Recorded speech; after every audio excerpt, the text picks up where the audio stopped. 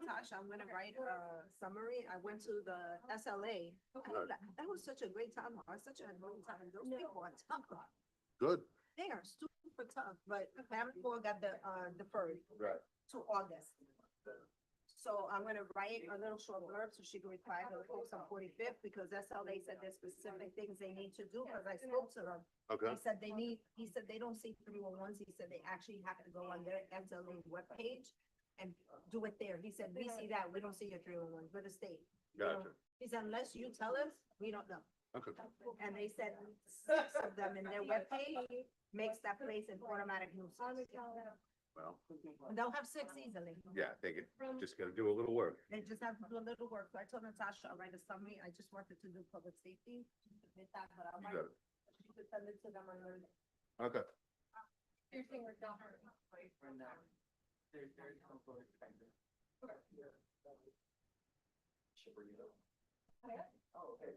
Yeah. I got a Right. question to ask Dave. How come John's resolution is not on the agenda? Or where? On the agenda? Don't check the phone. What? Don't check me. I'm gonna check you, girl. Let's see her. Cause the only thing that came out that housing was proposed rent resolution for proposed rent. Oh, proposed rezoning, but this is, oh, that's item 1. Oh, okay, I was just very confused. No, girl, you.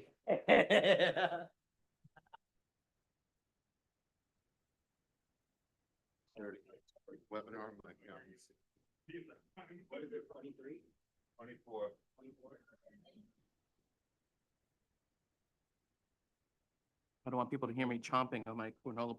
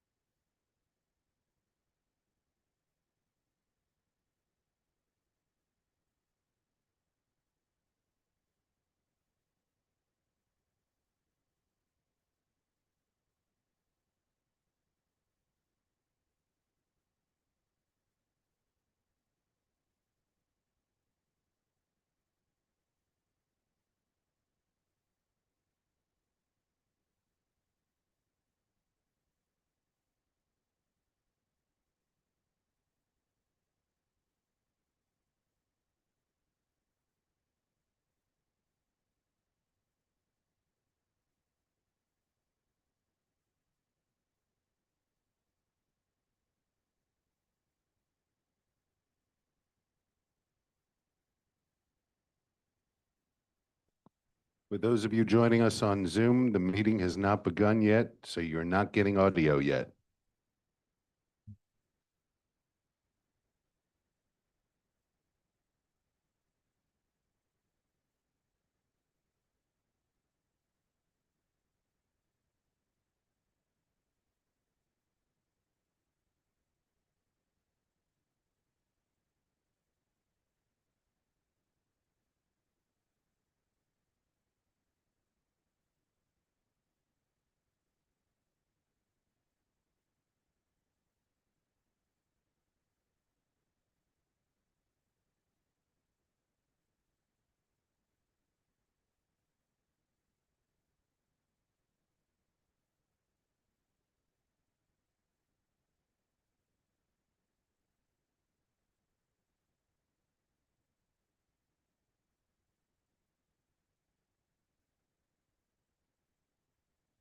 No, I have. I just don't want people to hear me chomping a bit.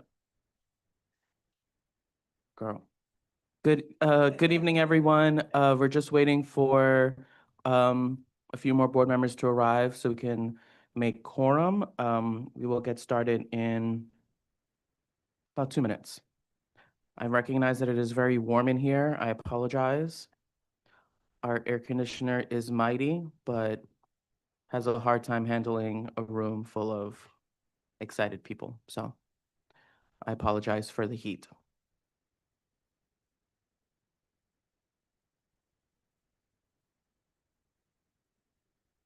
Nine- 19? 19? Pink?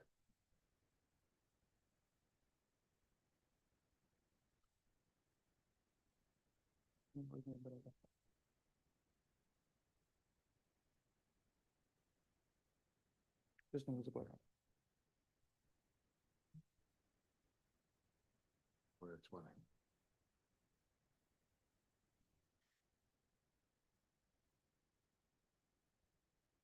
I'm gonna have to break out my fan.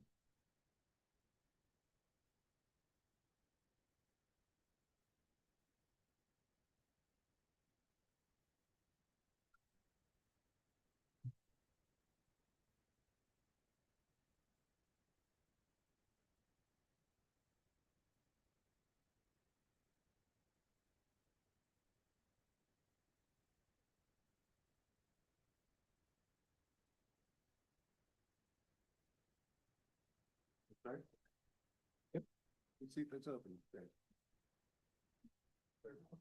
Except at the podium. Or dais.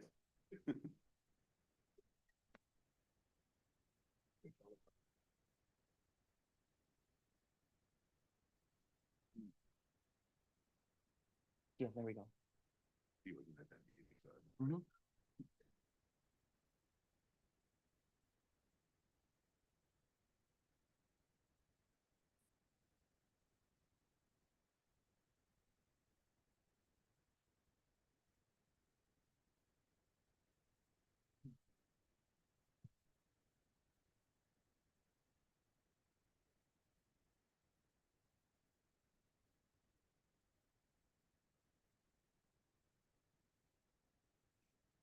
Okay, good evening, everyone. I don't believe we have quorum yet, but we're going to just start with some items that don't require quorum.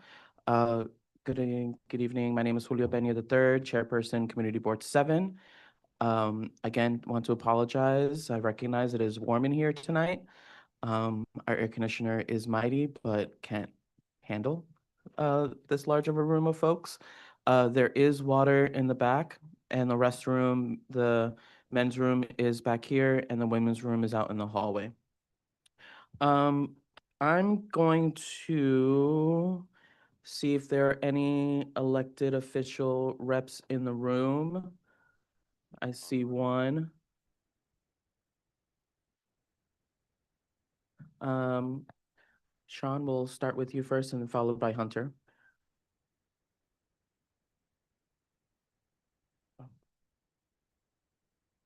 Hello, everybody. I'm Sean Girl. I'm here to represent Assemblymember Robert Carroll, who represents the Windsor Terrace part of this district.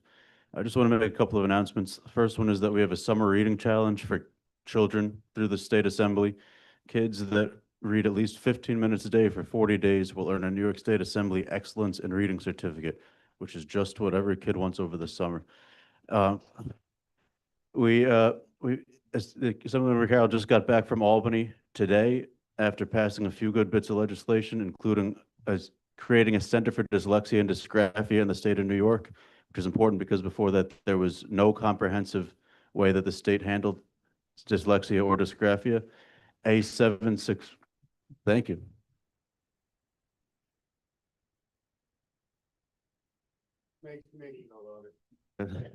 A761C makes Team USA athletes training for the Olympics in New York eligible for in-state tuition at SUNY and CUNY schools. And A174 prohibits mandatory rent minimums in all mortgages, which will help small businesses and prevent lenders from penalizing or defaulting on mortgages. Apart from that, I hope everybody has a good summer and I hope we have a good meeting tonight. Thank you. Thank you, Sean. Hunter Rabinowitz.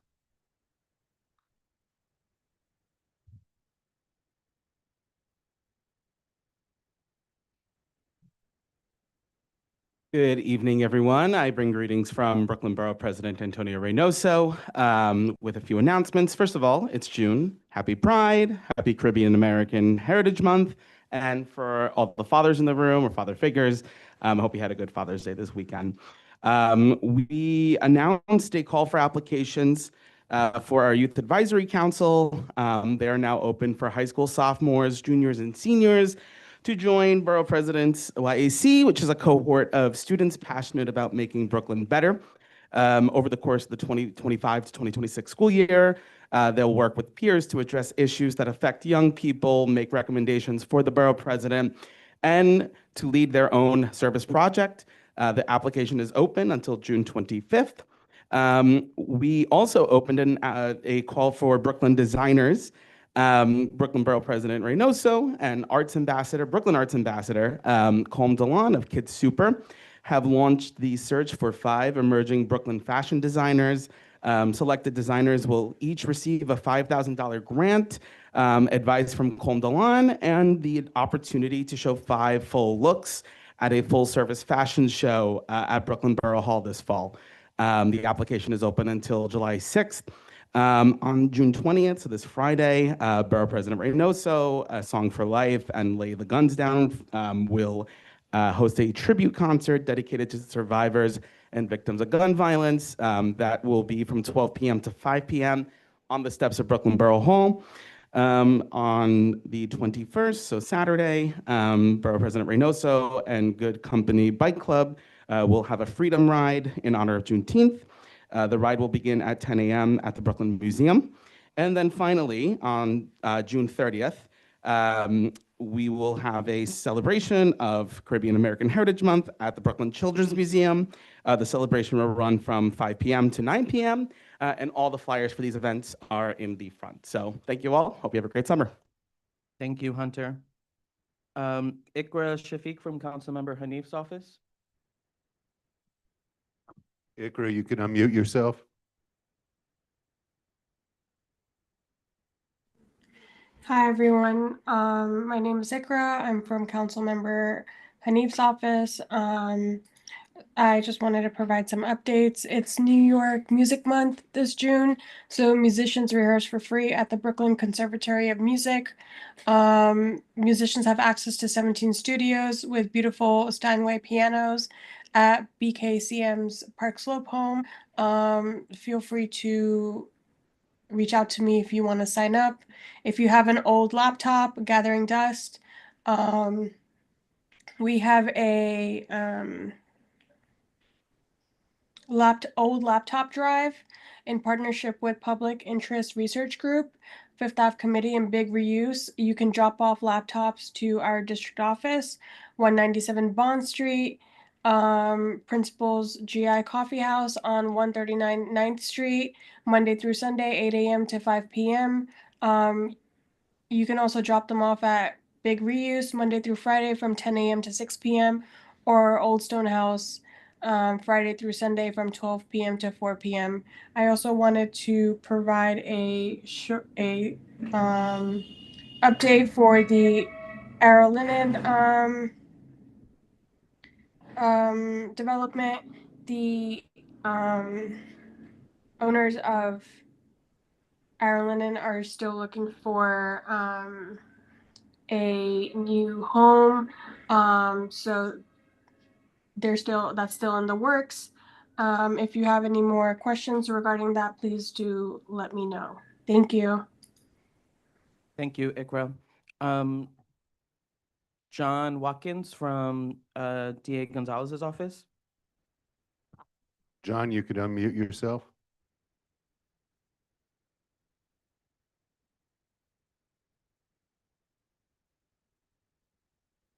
John, I see you're unmuted, but we cannot hear you.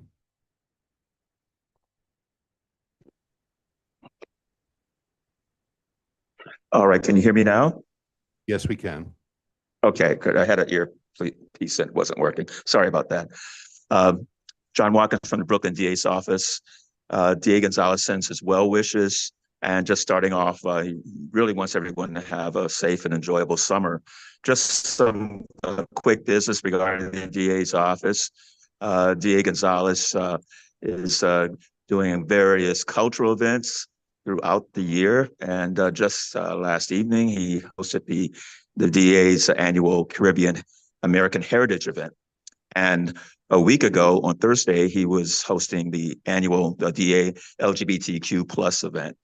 So these are very important cultural events. They allow the DA to engage with the public from various communities, and they have the opportunity to meet him and to address, some issues and in a way that is a bit less formal. The DA is looking forward to just moving to the fall and the latter part of the year, having more events where the public can come and engage with him. I'm really asking him to be able to get out and visit the community boards that I represent. Of course, Community Board 7. I also represent Community Board 2, and also the precinct council meetings as well, which are very important. So I'm looking forward to that this fall, early in the fall, having the DA come out and to meet and engage the public. And of course, we'll give a heads up regarding when those visits will occur.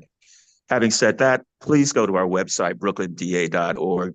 I was just mentioning to another meeting that the press releases there that come out several times a week, I consider those releases really the agency's report card. There are things that are happening, throughout the year that we lose sight of once they go off the media landscape. But trust and believe the DA and his ADAs are working on these crime and safety matters throughout the year. And it takes some time for those things to be adjudicated properly. Once that's done, the DA always releases press releases regarding, what the outcome of those crimes are. And so please go to our website. It's really important that the community be aware of the work of the DA and his team. That's all I have for right now. I wish everyone a safe and happy summer, and look forward to seeing you all at National Night Out. And also coming up, I'm also already preparing for Atlantic Annick, which is Sunday, October 5th. So hopefully not to rush the summer along too quickly, but it's just a few weeks away. Thank you so much and enjoy the summer. Take care now. Thank you, John. Edward Cerna, council member of Vilas's office. Any other elected officials I missed?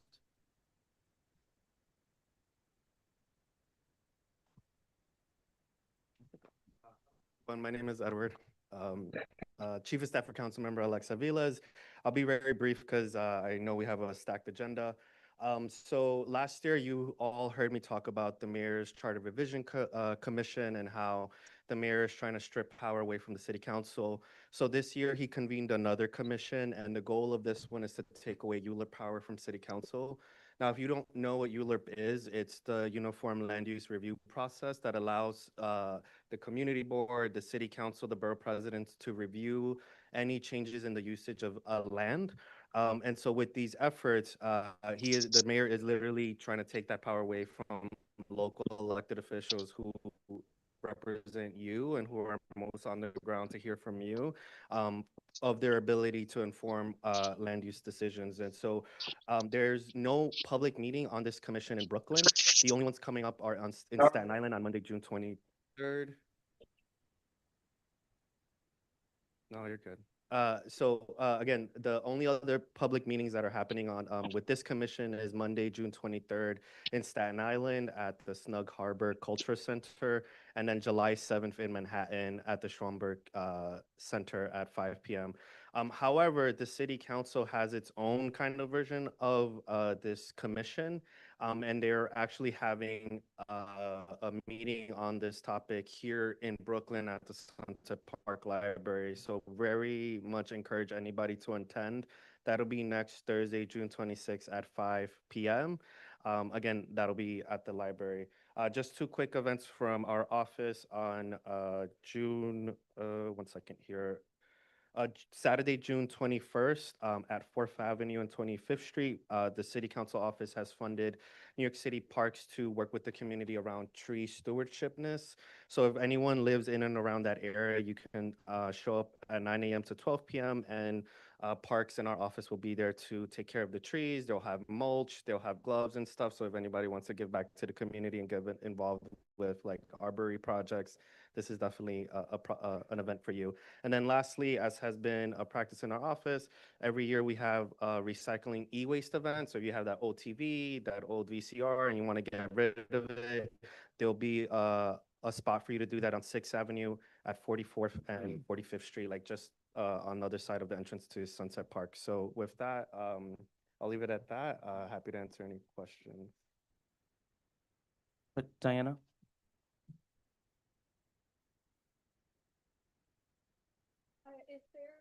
Give it a second. Okay. Is there a deadline for written comment on the mayor's commission? That is a great question. I don't have that in front of me, but they do have a landing page online. I'm happy to forward some materials or resources. If you could send that and the information about the 2 meetings to the community board staff and they could send it along to us, that'd be great because we definitely want to keep control local. Thank you. Good evening. Thank you. Can you share with us? I didn't hear the dates for the electronic. Yeah, 100. That'll be This Saturday? next Saturday. So, no, June 28th.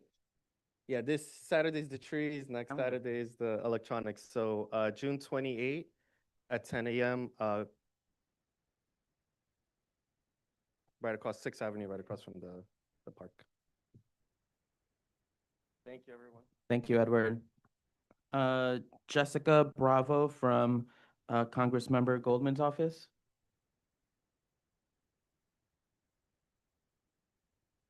Jeremy, Jessica Bravo.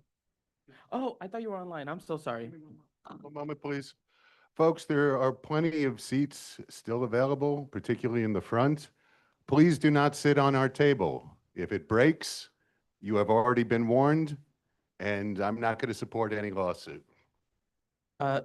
If there's a seat available next to you, can you please raise your hand? There are lots of space, folks, so let's get on nice and cozy. Go ahead, Jessica. Hi, everyone. My name is Jessica Bravo from Congressman Goldman's office.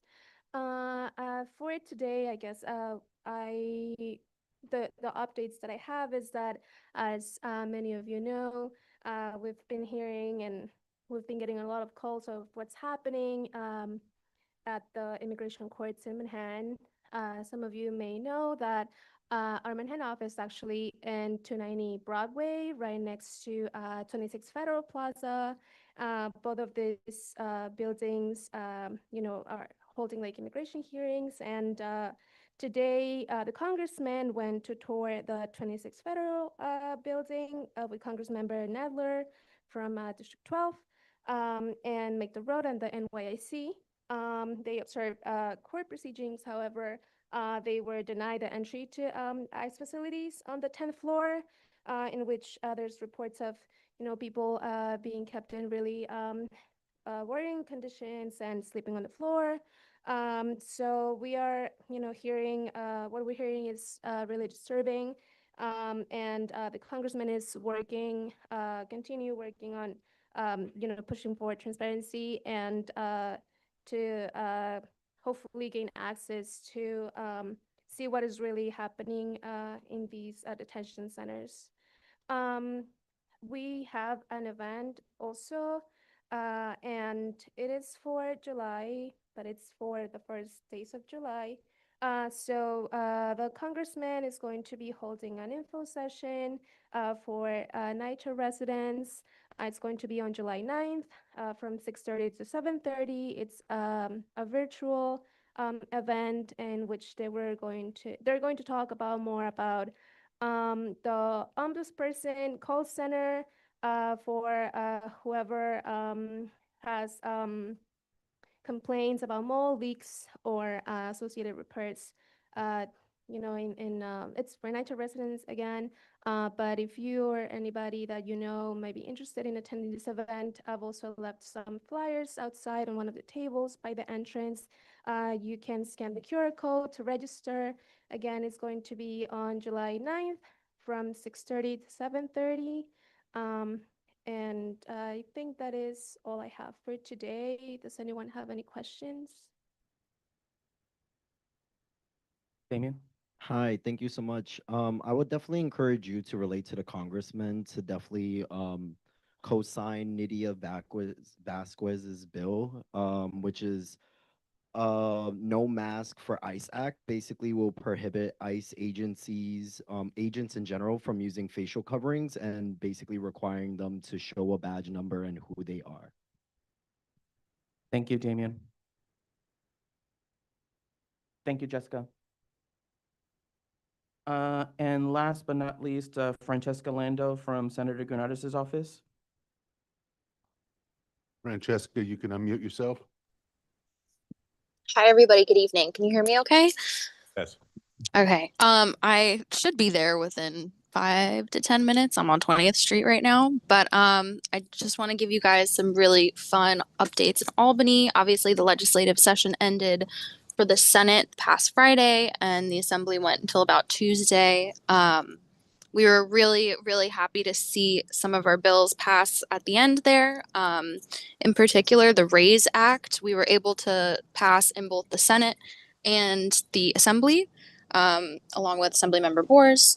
And the RAISE Act was really amazing common sense safeguards for AI in particular, so that we're requiring our large AI companies to publish their safety and security protocols and their overall risk evaluations. And that would really include creation of biological weapons or carrying out automated criminal activities. And overall, this is great legislation to allow our Attorney General to bring civil penalties against large AI companies that are failing to live up to these standards. So that was really great. On the same vein as that, we were able to pass the social media warning bills in both houses, in both the Senate and the Assembly, which was really great legislation that built on Senator Granardis's work last year with the Safe for Kids Act and the Child Data Protection Act, basically just to keep our internet safer and healthier for all and provide social media companies to provide that mental health warning so that we can adjust accordingly. And it's just like a good reminder, right? The Stop Super Speeders Act was also passed in the Senate. We were really happy to hear about this because it'll basically require similar technology to be placed in the cars of people who cannot stop speeding and have a constant problem speeding, to keep them from going over the speed limit and to keep our streets safe. Also, in the vein of safety, we were able to pass the Rider Representation Act.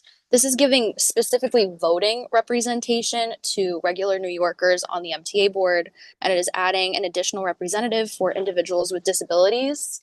CB7, we love we love talking about quorum, right? And this will really just help to make sure that they reach quorum at these MTA board meetings and that everyday average New Yorkers riding the subway are fairly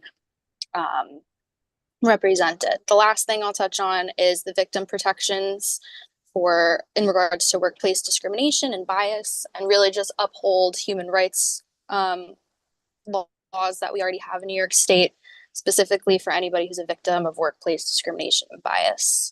We are still working incredibly hard to pass the New York for All Act. That is still one of our top priorities, as well as the Faith-Based Affordable Housing Act. And we look forward to getting a chance to pass those next year during session. I also told you guys last time that we were having a little elder dance special, or fitness in the park. And that will actually be rescheduled for mid-July. I'm scheduling that with the dance class now. So I'm actually going to send that over to the board so that they can show you guys the poster since we don't meet in July.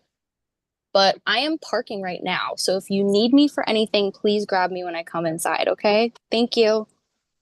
Thank you, Francesca, and park safe. Thanks. We have a quorum, so I'm going to officially open the meeting with the Pledge of Allegiance. Pledge of Allegiance.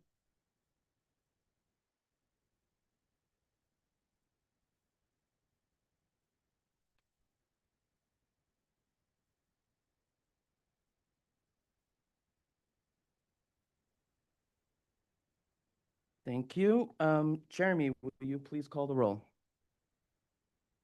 Thank you. When I call your name, if you're on Zoom, please unmute yourself. Say, acknowledge. I will acknowledge you. I also acknowledge everybody in the room who says here, simply because without a microphone, nobody could hear you on Zoom. So I repeat that you're here. So Diana Aguilar, thank you. Grisel Amador, thank you. Damian Andrade, thank you. Jalea Bailey. Joan Body. Quiet, please. Gladys Bruno. Thank you. Justin Campos. Thank you. Jerry Chan. Thank you. Esteban Chavez. Thank you. Richard Codor. Thank you. Carrie Conti. Here. Thank you. Carrie, you do not count towards quorum. Maria Cruz. Thank you. Danny DeBear. Thank you. John DeLuper. Thank you. Gabino Morales Escamilla. Cynthia Felix. Here. Thank you. Matthew Florkiewicz. Thank you. Jamie Freed. Thank you. Kin Fung. Xiomara Garcia. Thank you. Diana Gonzalez. Thank you. Hector Gonzalez.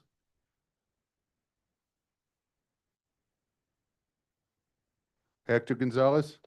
Here. Thank you. Hector, you do not count towards quorum. Tylisha Gonzalez. Thank you. Nicole Huang. Nicholas Jackson. Thank you. Dan Kaminsky. Jeremy Kaplan. Thank you. Aaron Keith. Thank you. Wyco. Thank you. Paul Mack. Antoinette Martinez. Thank you. Jonathan Martinez. Thank you. Rosie Moda. Present. Thank you. Rosie, you do not count towards quorum. Julio Pena III. Present. Thank you. Michael Peppin. Benjamin Reeves. Karen Rolnick. Thank you. Joanna Romero. Patricia Ruiz. Here. Thank you. Pat, you do not count towards quorum. Damaris Santiago. Here. Thank you. Damaris, you do not count towards quorum. Sam Sierra. Present. Thank you. Kalina Sorma. Michael Tom. Thank you. Faye Walker. Catherine Walsh. Cesar Zuniga.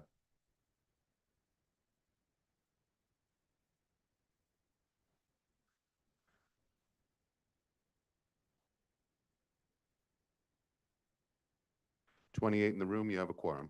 Thank you.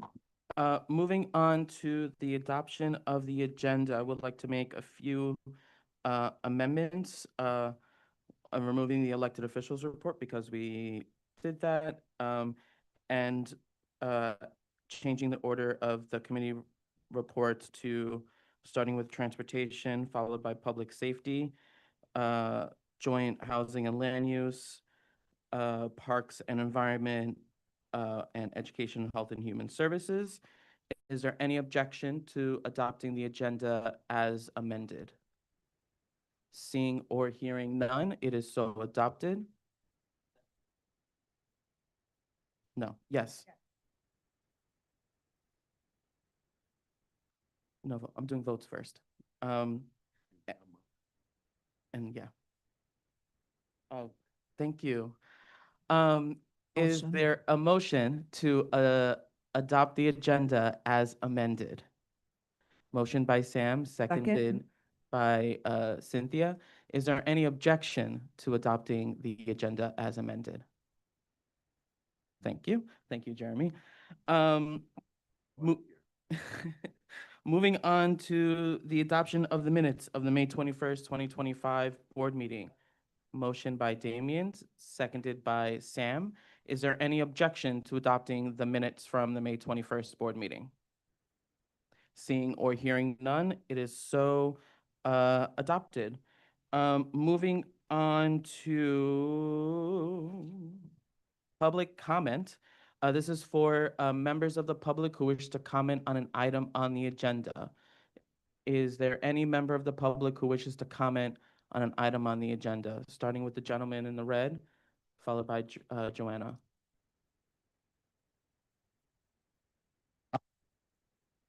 Better? Better. Okay. All right. I'm Victor Moran. This is my daughter, Emma. And this is our time in a community board meeting. Welcome. I'm a lifelong Brooklynite. I've lived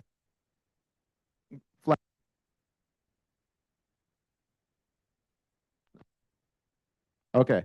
All over Brooklyn. Now we're here on McDonald Avenue. And I have a particularly good view of the problem on of the 4 lanes on McDonald Avenue.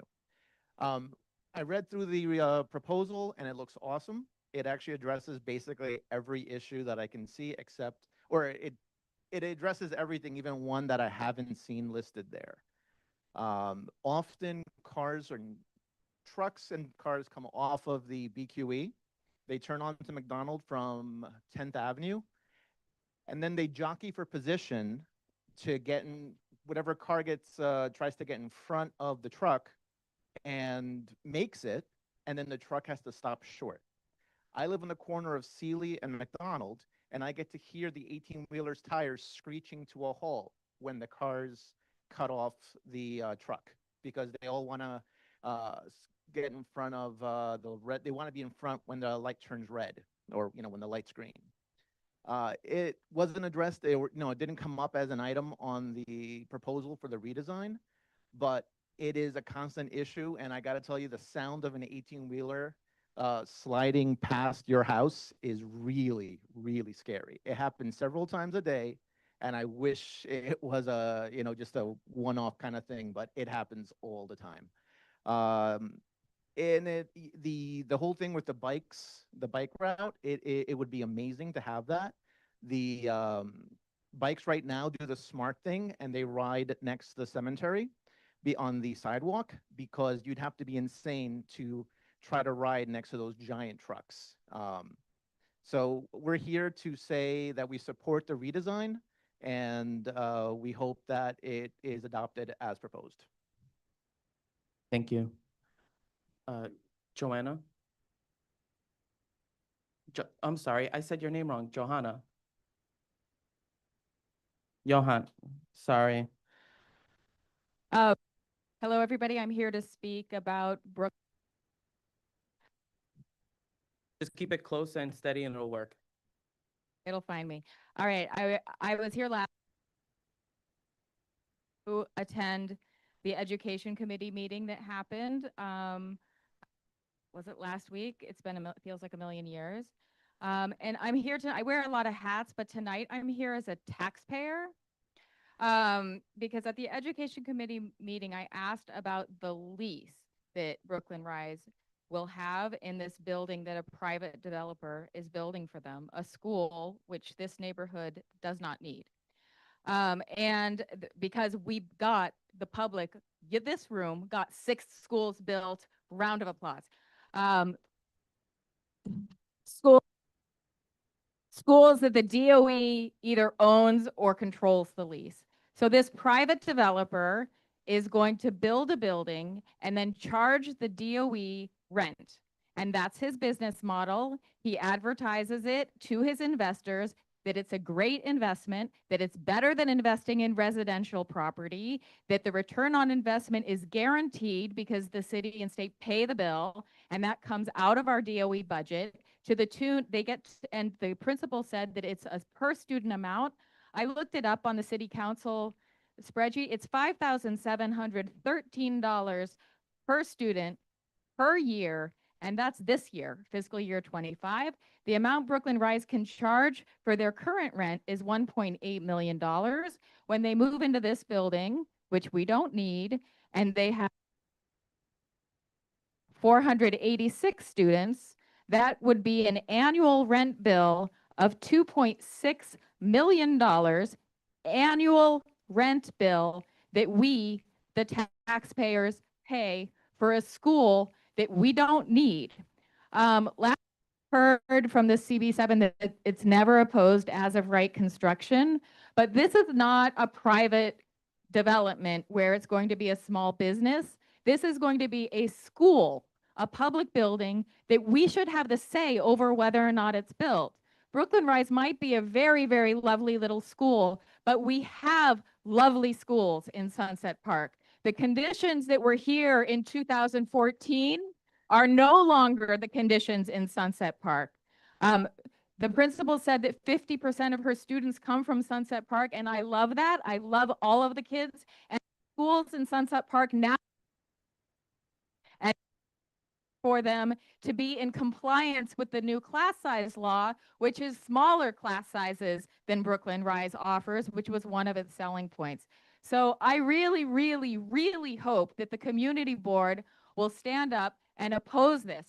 This developer tried to have a development and do this private business thing in Diker Heights, and the Thank you, Sisters of Mercy and the community opposed it successfully, and we should too. Thank you.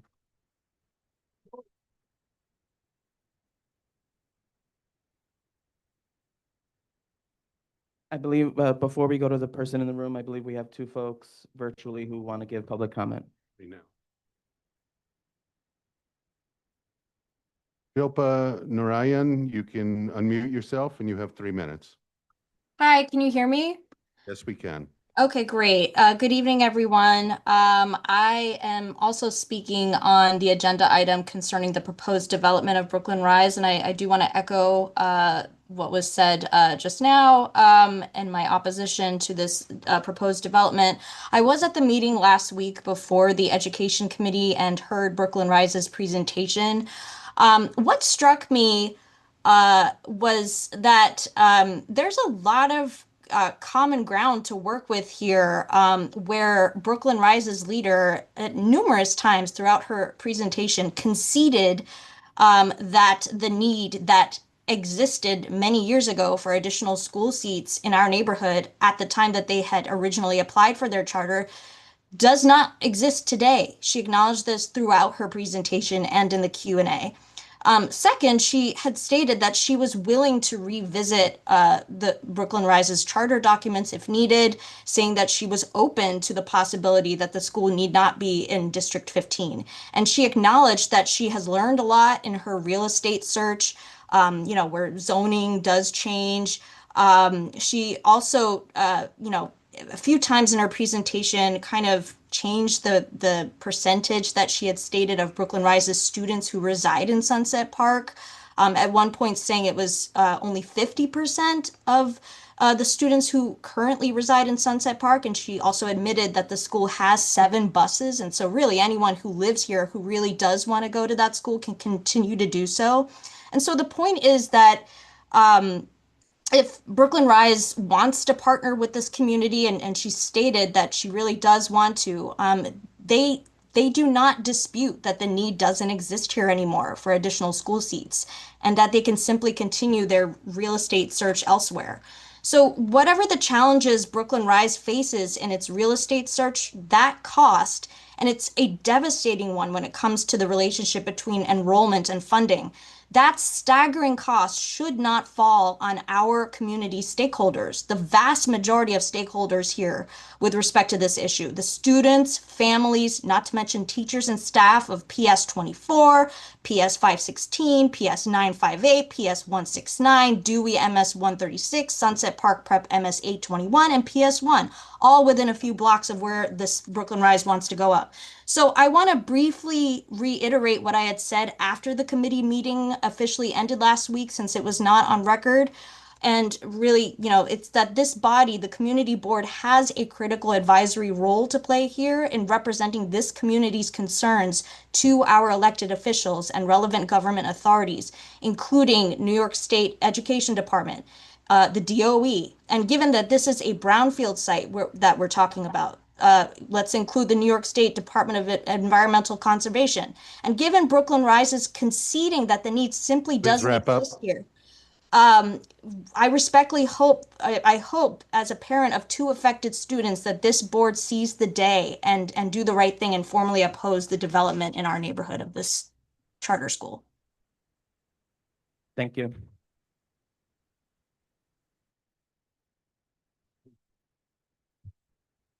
Lisa Sposado, you can unmute yourself, and you have 3 minutes.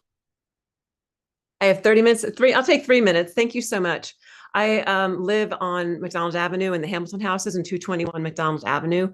I attended the Transportation Committee meeting on June 10th. At that point, there was no vote taken for the proposal of the McDonald Avenue, Fort Hamilton Avenue bike lanes. And I'm wondering how, I also sent a list of about 10 questions for the Department of Transportation. And I'm wondering how we can have a vote on this proposal without the community having a chance to vote or have our answers or questions answered. So just to clarify, public comment is to share your opinion on the item on the agenda. We're not to respond on. Okay, thank you. Thanks so much. Sorry about that. I am totally against it, 100% against it. Because it is a truck route.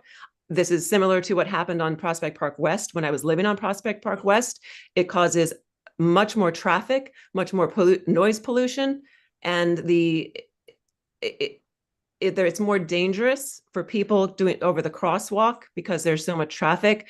The presentation by the Department of Transportation was not accurate when they said there was little traffic. They have never been there at 5 o'clock in the afternoon or at 7 o'clock in the morning when there is ample traffic and noise pollution. It was just not a justified presentation of the traffic. And I also would like it, that's why I'm against it.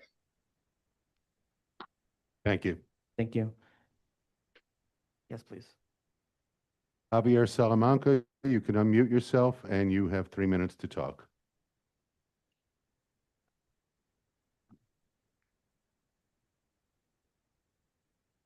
Javier, you can unmute yourself.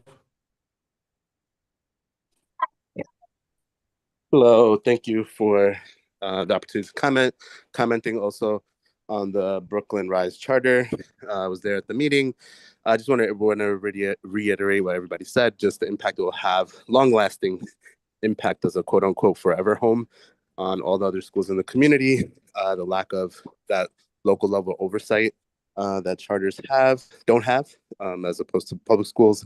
You know, just the idea that a developer would develop it for free, just kind of more questions arise there about, you know, how legitimate it is, just never, you know, that is something to investigate more.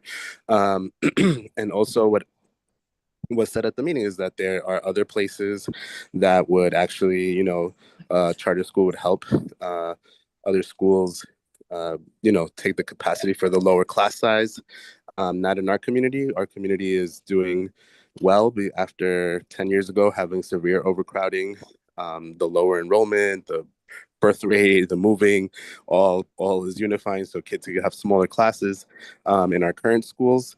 And we should really support that and keep supporting our local community schools that have local oversight, where we have principals who are talking at CEC meetings and very transparent and very open, where there's a lot of oversight and a lot of talking with the community, and really push for the change of the charter so that they go to another community. They don't need to have their forever home here. Obviously, they've last 2 years, they haven't had their forever home here, right? They've been in downtown Brooklyn, so they can definitely move to another community where they might be more welcomed than here. And if another community was also able to have them relocate, so can we. And I think we should really support our local schools and stand behind that. And thank you so much.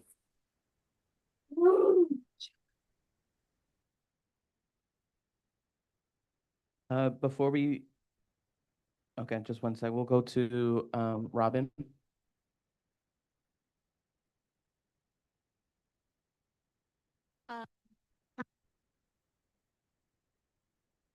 Close to the mic.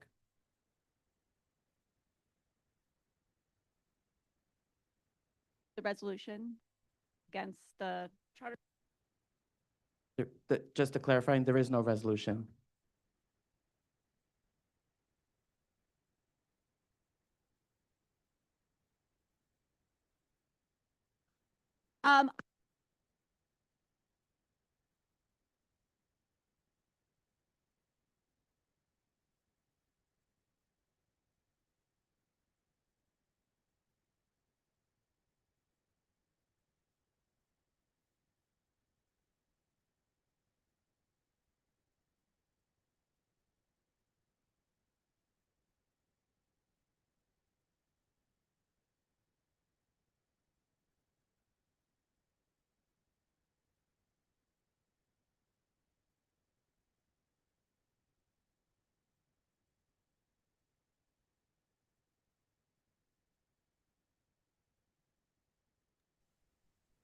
We can't hear.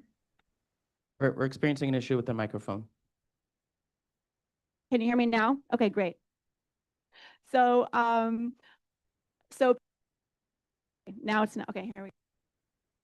Oh, here we go. All right. So, yeah, our school doesn't have $29,000 to spend on advertising. And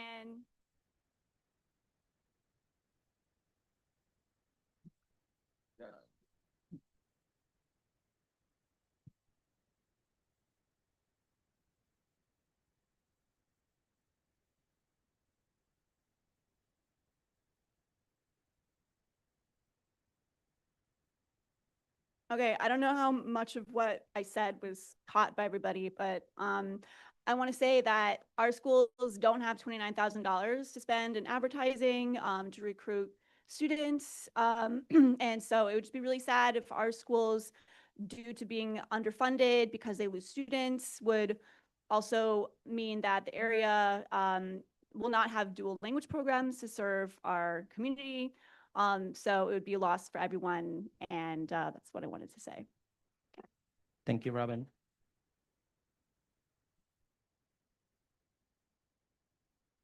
Back to our Zoom.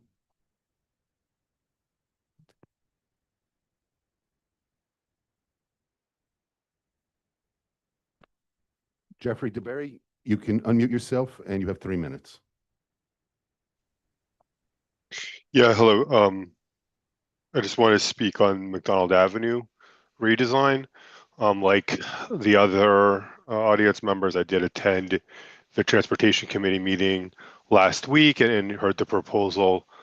I do think it's a very premature for the community board to be voting on that proposal as is. There's not been really sufficient opportunity for public comment and public input. There's several hundreds of people who live on McDonald Avenue and, thousands of people who travel on McDonald Avenue every day. This was very poorly circulated about that there was going to be discussed at the Transportation Committee. I know multiple people in the community that have not even heard about this being proposed, and there's certainly a lot of opinions, I think, and comment that needs to be heard before a vote is taken. Specifically, I think that there are challenges with the current proposal that would create unsafe conditions, not only for motorists, but also for people who live on McDonald Avenue and who have driveways and off-street parking that need to be able to kind of safely enter and exit their driveways. And by reducing traffic to one lane, that's going to cause further backups at multiple red lights along McDonald Avenue. And those backups are then going to block access to driveways, and people won't be able to get into their driveways, won't be able to get out of their driveways. And creates, again, unsafe conditions. I do think that, again, I know that there are several mitigation strategies that can be put in place to prevent that particular concern, but without seeing those in the proposal, I don't see how the community board can vote on something that hasn't, that's just incomplete and isn't fully proposed. So I just, for those reasons, I think I'm against the proposal in its current form, and I'd like the proposal to go back to the Transportation Committee for additional public input. I'd like to see some of the concerns that have been raised by the community incorporated into a future version of the proposal and have that proposal voted on by the community board at an upcoming meeting. Thank you. Thank you. Just to clarify before we continue public comment, the vote for transportation is not on the McDonald Avenue bike lane. It's for different items on the agenda. So just want to make that clarification. Father Manning?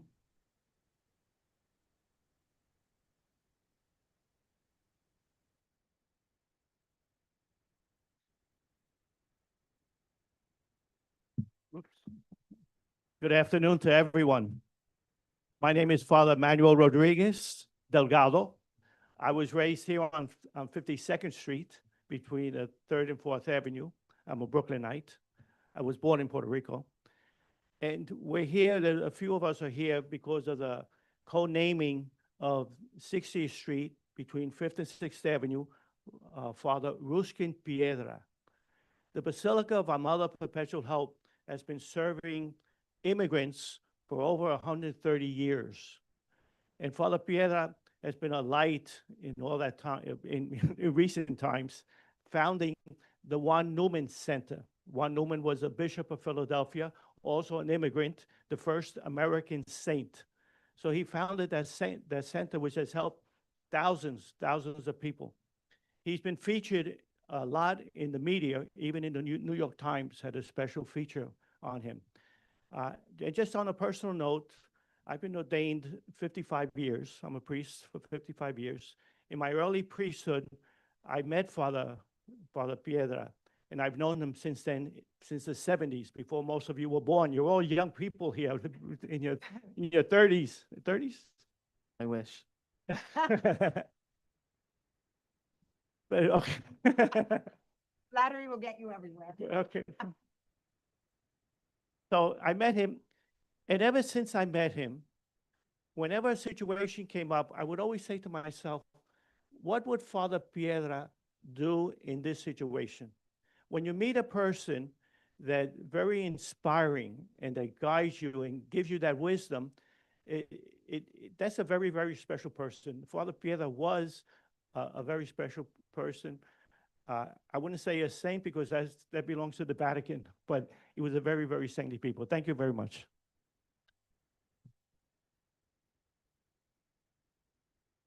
Thank you. We have one more public comment. If you just come to the microphone, please. Okay. Yes.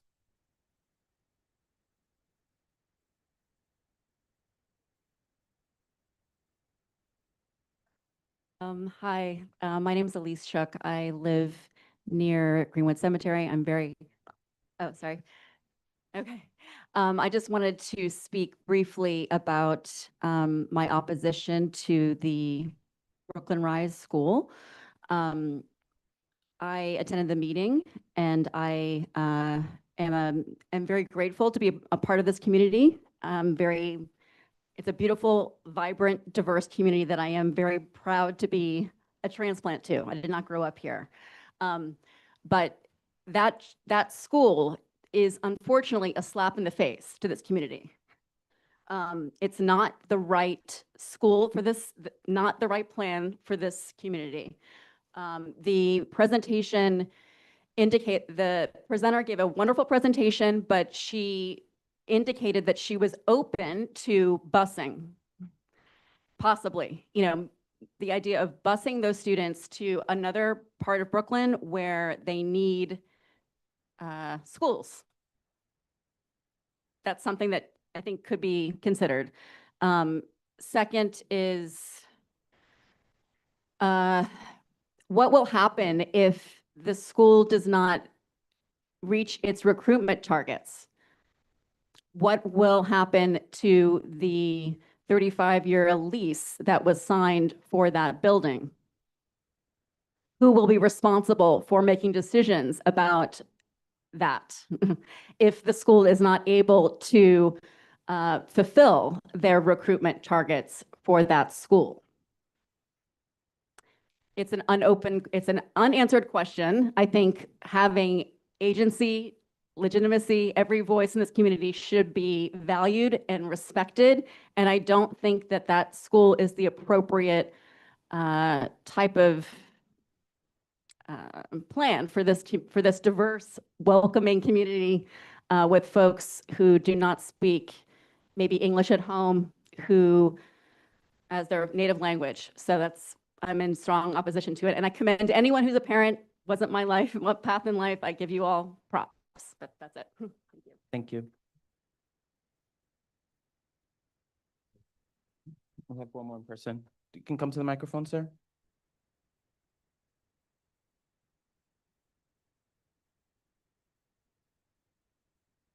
Thank you. Hi, everyone. My name is Jody. I'm one of the PTA co-presidents at PS 516, right down the block here. Some of you may have gone to it when it was St. Michael's. It is now Sunset Park Avenue's PS 516. And I am, adding my voice to the people who are concerned about Brooklyn Rise Charter. I want to reiterate what a lot of people have said, which is that I think at a fundamental level, the justification for this school 10 years ago is not there anymore. It is a different environment right now. I want to offer some of the things that I've heard from parents and teachers in the administration, and there were a number of principals at the meeting last week. We hear questions like, what's under a gas station? There are like deep concerns that we feel like have not been fully addressed, and there is still an opportunity to address them. But I mean, the thing I want to kind of impress upon you is, as a PTA, our job mostly is we put on movie nights, we have community events, we try and welcome any student and family that comes into our school. We just try and be good stewards of this community. And I think we all know what happens when you start to face an enrollment crisis. Things just start to grind to a halt a little bit. It's hard to build that community when you don't have enrollment and you don't have the funding and you don't have the support services that come from it. And again, this is a very different environment than it was when the original justification for this school came into place. And so from my, vantage point as PTA president, I just want to keep building the community in our public schools. And the enrollment crisis that we're facing is a real one. And this does not help. So thank you. Thank you.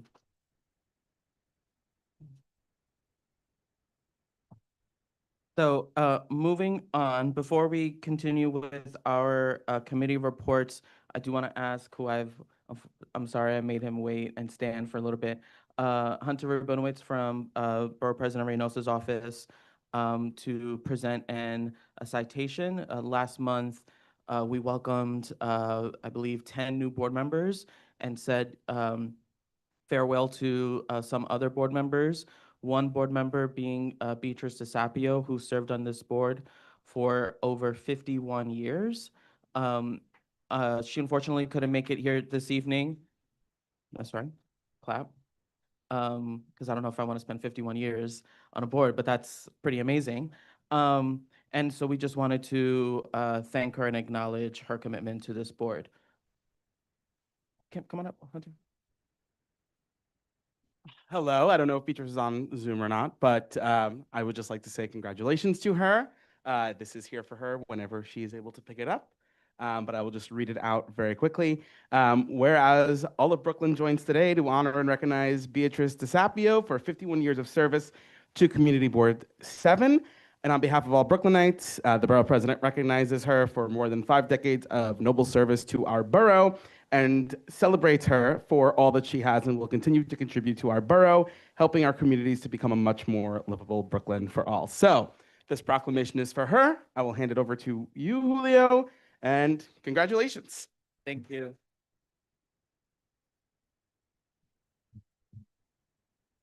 And also, we wanted to present this plaque to Beatrice for her commitment from this board, just acknowledging and honoring her 51 years to Community Board 7.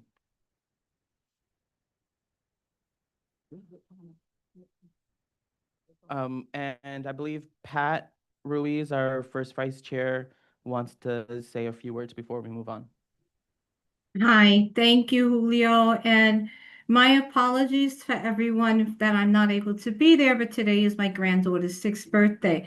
I just wanted to take the opportunity to say thank you to Hunter for bringing the proclamation and extend our gratitude to Carol Ann, Alicia, and Isabel, and most definitely the Borough President for the acknowledgement today. Thank you so much, and I look forward to seeing you in September if you come back to our meetings. Thank you. Can look into it, sure. Thank you. Moving on to transportation, John. And if you can be as brief as possible, John, thank you so kindly. I know.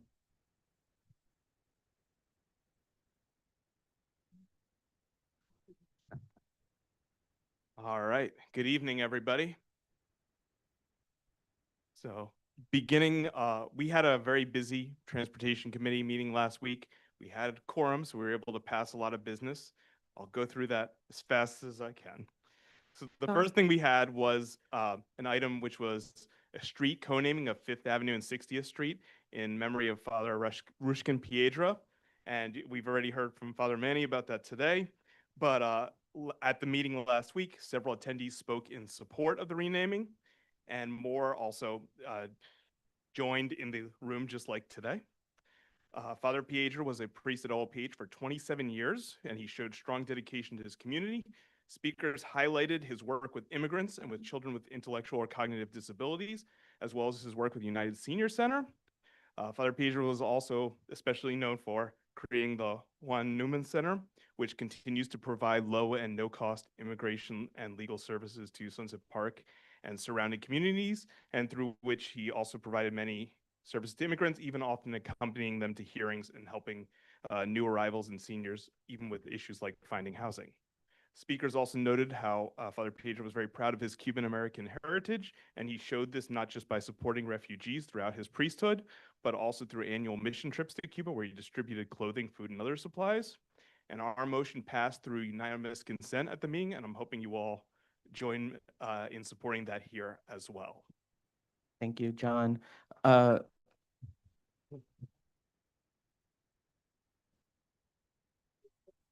So the motion is to send a letter of recommendation and support to the council member's office and to DOT on the proposed street co-naming for Fifth Avenue and 60th Street in memory of Padre Ruskin Piedra. Is there any discussion on the motion? Okay. Is there any objection to approving the motion for the street co-naming? Seeing or hearing none, it is so adopted. Congratulations.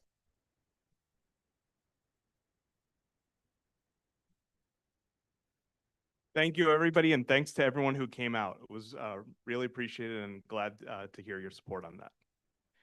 Moving on to some of the other items we voted on, we also had a presentation from the New York City DOT about proposed sites for car share in our district.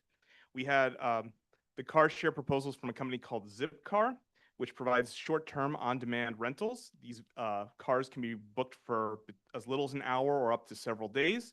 Zipcar spoke about how they make efforts to site their vehicles on private property whenever possible, but a lot of times they're not able to find lot owners who make spots available, or there's restrictions to these spots, like only being open certain hours that the company can't work with.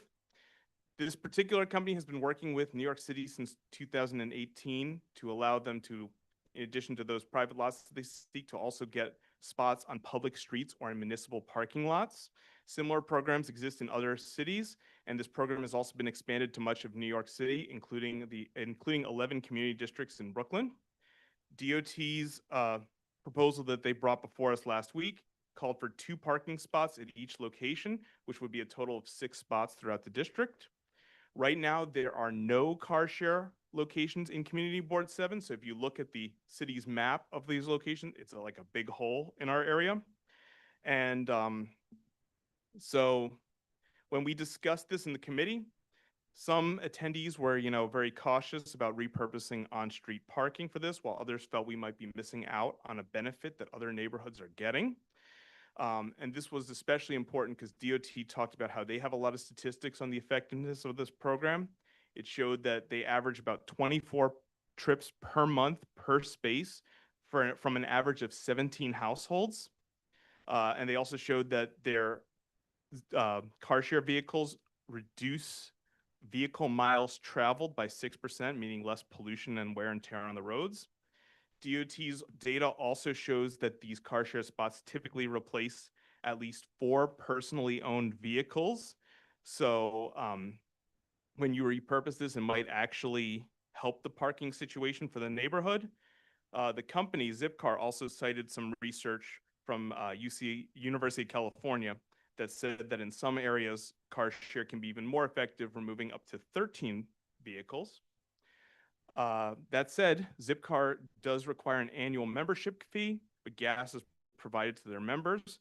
They also do not charge on a per trip basis, and they offer discounts for NYCHA residents, SNAP recipients, AARP members, and more. In terms of more specifics, board members had concerns that the spot at 5501 2nd Avenue might cause issues with the NYU Brooklyn Hospital, especially as related to things like the parking wars between employees during shift changes, and also due to other issues in the areas like illegal parking or ambulances and ambulance parking. Several members worried that these factors might mean the spots would be blocked when cars are returned. We also had a lot of concerns about the 273 44th Street location. While some members saw adding spots there as an amenity because car shares is shown to reduce personal vehicle ownership, others worried that that particular block already has a city bike station, which is in the road, along with numerous warehouses, driveways, and other curb cuts, which restrict the parking there already for the residents. We also noted that that area is right by 3rd Avenue, which already has a city-owned municipal parking under the Gowanus Expressway. So we thought that maybe DOT should repurpose some of those spots instead. The committee had strong feelings related to that that Zipcar and the city should be working together to use more city-owned parking spots when possible, and suggested, for instance, the lots at Brooklyn Army Terminal or the Made in New York campus. So coming out of these discussions, the committee voted to support car share in general, but not the sites at 5501 2nd Avenue or 273 44th Street, but to support the site at 170 33rd Street. We also noted that we strongly recommend that Zipcar and DOT work to identify city-owned and managed properties, such as those in and around Brooklyn Army Terminal, spaces owned by the New York City EDC, and spaces under the Gowanus Expressway. So this motion passed the committee 9-1, or 9 in favor and 1 opposed. And since this came out of committee, there's no need for a second. And I suppose that means we can open up to discussion. Thank you, John. The discussion is to support the car share location at 170 33rd Street and not to support the locations at 5501 2nd Avenue or 273 44th Street for car share. I see a hand, Jeremy, and then Jamie. And I'm just gonna have to ask you to come up to use one of these microphones up here. Yeah, actually, I also have an issue. I think this car share program is good. I think it's the locations. And I actually think the bigger issue is actually on 33rd, that I think that's a little bit problematic that it's a parking space in front of this new 8-story like luxury apartment building that I feel like will become sort of like their personal amenity. And so I'm concerned that I think we should have one in that area in the 30s, but I think it might be better served if it's actually like off of 5th Avenue by the cemetery where there's plentiful parking and it would be easier and more accessible for everybody. My concern would be that I don't know if the landlord or people in that building lobbied for that location, but it feels like that might end up being something that is primarily used by just people in that building versus other people in the area, especially if the parking spot is like right in front of their building to the side. So I think we need to have this as much, the spaces need to be like as public amenities as possible.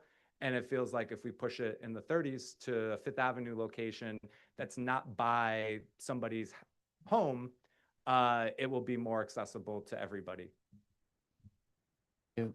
Jamie?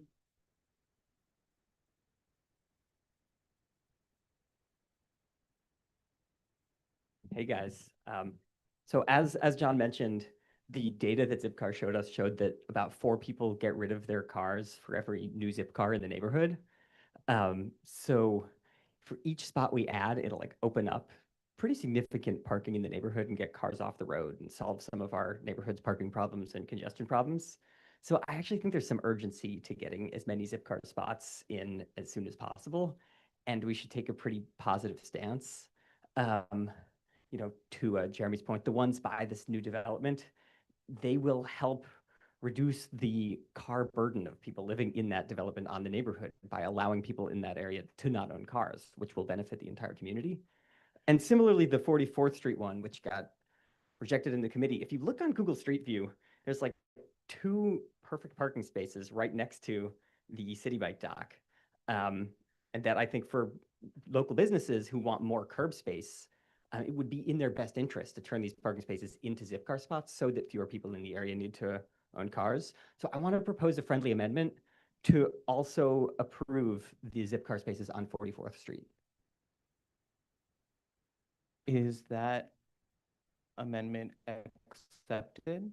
I'm not going to upset that amendment at this time because I think that our discussion about encouraging the sighting, especially under the Gowanus Expressway, which is very nearby, I would hope that given the committee had a really strong feeling that we should be encouraging some of these city-owned things, was my read of it. So even though I personally like that, I don't think I can, coming out of the committee, which we all voted on, accept that amendment on the floor. Is there a second to, since it's not accepted as a friendly amendment, in order to consider it, it would need to be seconded. It is so seconded. So there is a motion. Sorry? Oh, Danny. Which one, please? Second, Danny. It is seconded by Danny.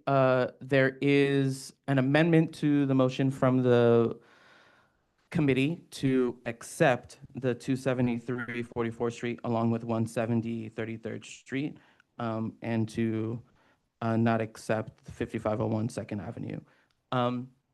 Is there any discussion on that motion? Antoinette?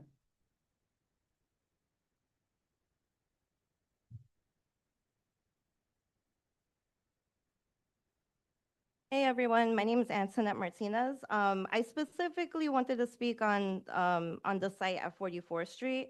My husband's family has been living on that block since the 60s, and the block is actually named after my husband's grandfather. Parking on that block is very difficult. It's majority manufacturing. With the whole right side and most of the left side saturated with no standing zones, blocked off for loading and unloading from 8 a.m. to 6 p.m. Monday through Friday. And the majority of the time, you'll have trucks that stay parked there overnight. There's a city bike station that's taken up the whole right corner, and that's the equivalent of about 3 to 4 parking spots. And now the very little parking that's available is what CarShare is really going after. So these parking spots are some of the only spots that residents and the corner business, there's a bodega right on the corner, have that they can consistently rely upon. And then another point is that on 44th Street is just up the block from Urban Air, and there's visitors that often come and take up additional street parking, and it puts a strain on the few spaces that are available to residents. So I know, just speaking on behalf of residents who live on that block, they would be in support of having the space under the Gowanus, but not taking away the very little parking that they have on that block right now that they can use. Thank you, Antoinette.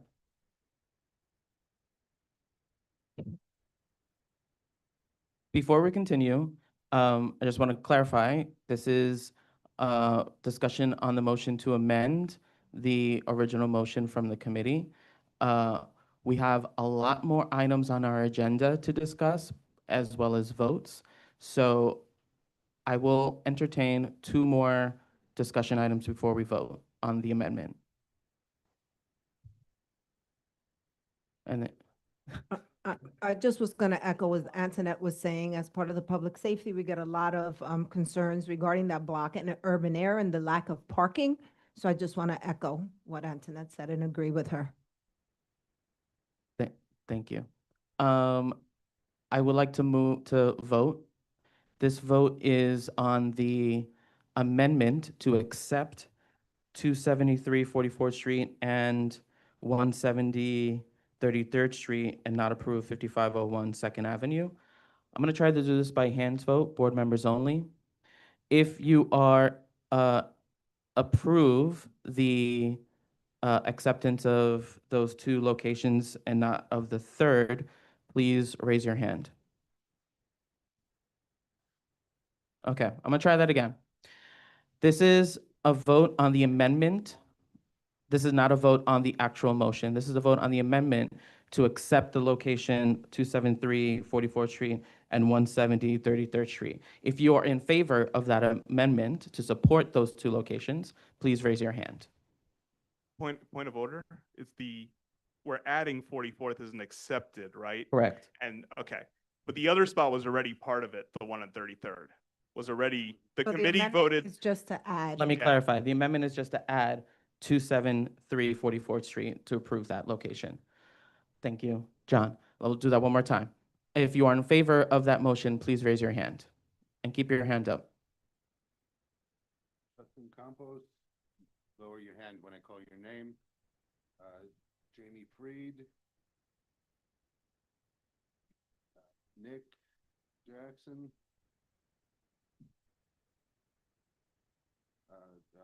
Matthew Forkowitz. Michael Tom. Danny DeBear.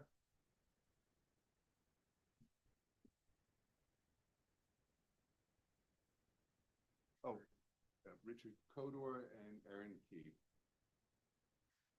If you are not in favor, please raise your wait, hand. wait. Oh, not there yet. Ask them as well. Yep. If you're a board member joining us online, please use the raise hand function if you are in support of the amendment. Hi, this is Rosie. I'm asking for clarification. So this amendment would include an additional site? It would include the 273 44th Street, yes. So Carrie Conti, I see your hand up. You can lower it now. Anybody else joining us online who's voting in favor of the amendment? Rosie Moda? Yes. I got you. You can lower your hand. All those not in favor, Keep your hands up, please. Cynthia Felix is a no. Damien Andrade is a no. Sam Sierra is a no. Karen Rolnick is a no. Gladys Bruno is a no. Diana Gonzalez is a no. Alicia Gonzalez is a no. Jeremy Kaplan is a no. This is why I hate hand votes. Wyco is a no. Shamara Garcia is a no. Joan Body is a no. Esteban Cha, no.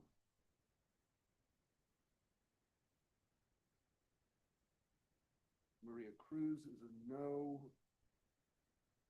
Jonathan Martinez is a no. Antoinette Martinez is a no. Marcel Amador is a no. Jerry Chan is a no. Diana Aguilar is a no. Any other hands? John DeLuper is a no.